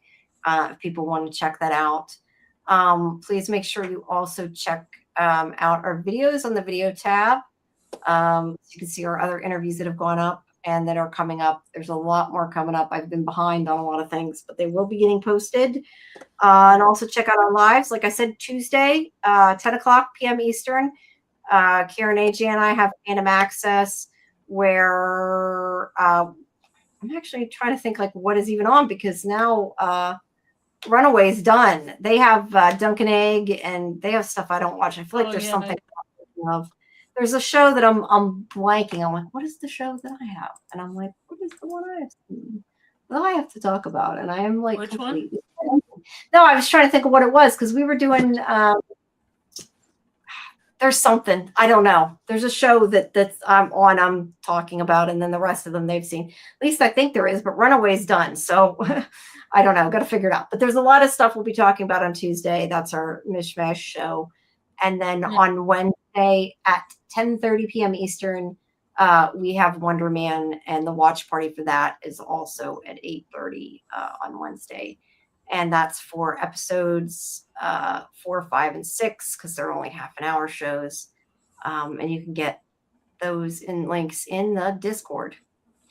So check all that out. Do you have anything you want to add before we wrap it up? Nope. That's it for me. I'm going to hit the hay after. I'm getting sleepy. Yeah, I'm going to go along with the recap and everything, but I tried to keep it as short as I could. No, it's okay. I just knew it was going to be running really late. That's why I was trying to push down to get done, because it's already almost. It's not going to be like Wednesday where it went on for like 90 minutes or whatever. Well, that was really my recap. Well, thank you for doing that, and thank you to Jen for doing the images for that, so I didn't have to do them. That's and cool. then and then next week, or not next week, Thursday, like I said, the three of us will be back to talk about more school spirits. And hopefully Jen will be feeling better, and we can hear a little bit more from her next week. I know I talk a lot, so I don't know, didn't get a chance to talk, but she doesn't feel good. We did with the recap. Yeah, no, she did with the recap, but I know she wasn't feeling good, so hopefully she's getting some sleep and doesn't just come on and be like, "What happened?" because we disappeared. So if that happens, but yeah, we did. For anybody who missed it, Scarlet did do her recap first, and I know you said you're going to put the timestamps in the video. I'll put some timestamps in there, which I greatly appreciate. Thank you for that. So yeah, if you guys want to catch up on the recap, you can do that. If you missed it, you can still do that. And yeah, we will see you on Thursday for the next episode. So 2 in 1 week, 4 in 1 week, technically 4 episodes. Oh yeah, so, yes. So we're getting there. We're getting caught up with them. But yeah, good night, everybody. Have a great night. Please like the video, subscribe to SciFi Vision, hype it if you can, and we will see you on Thursday. Ciao, everyone. Ciao, everyone. Ciao.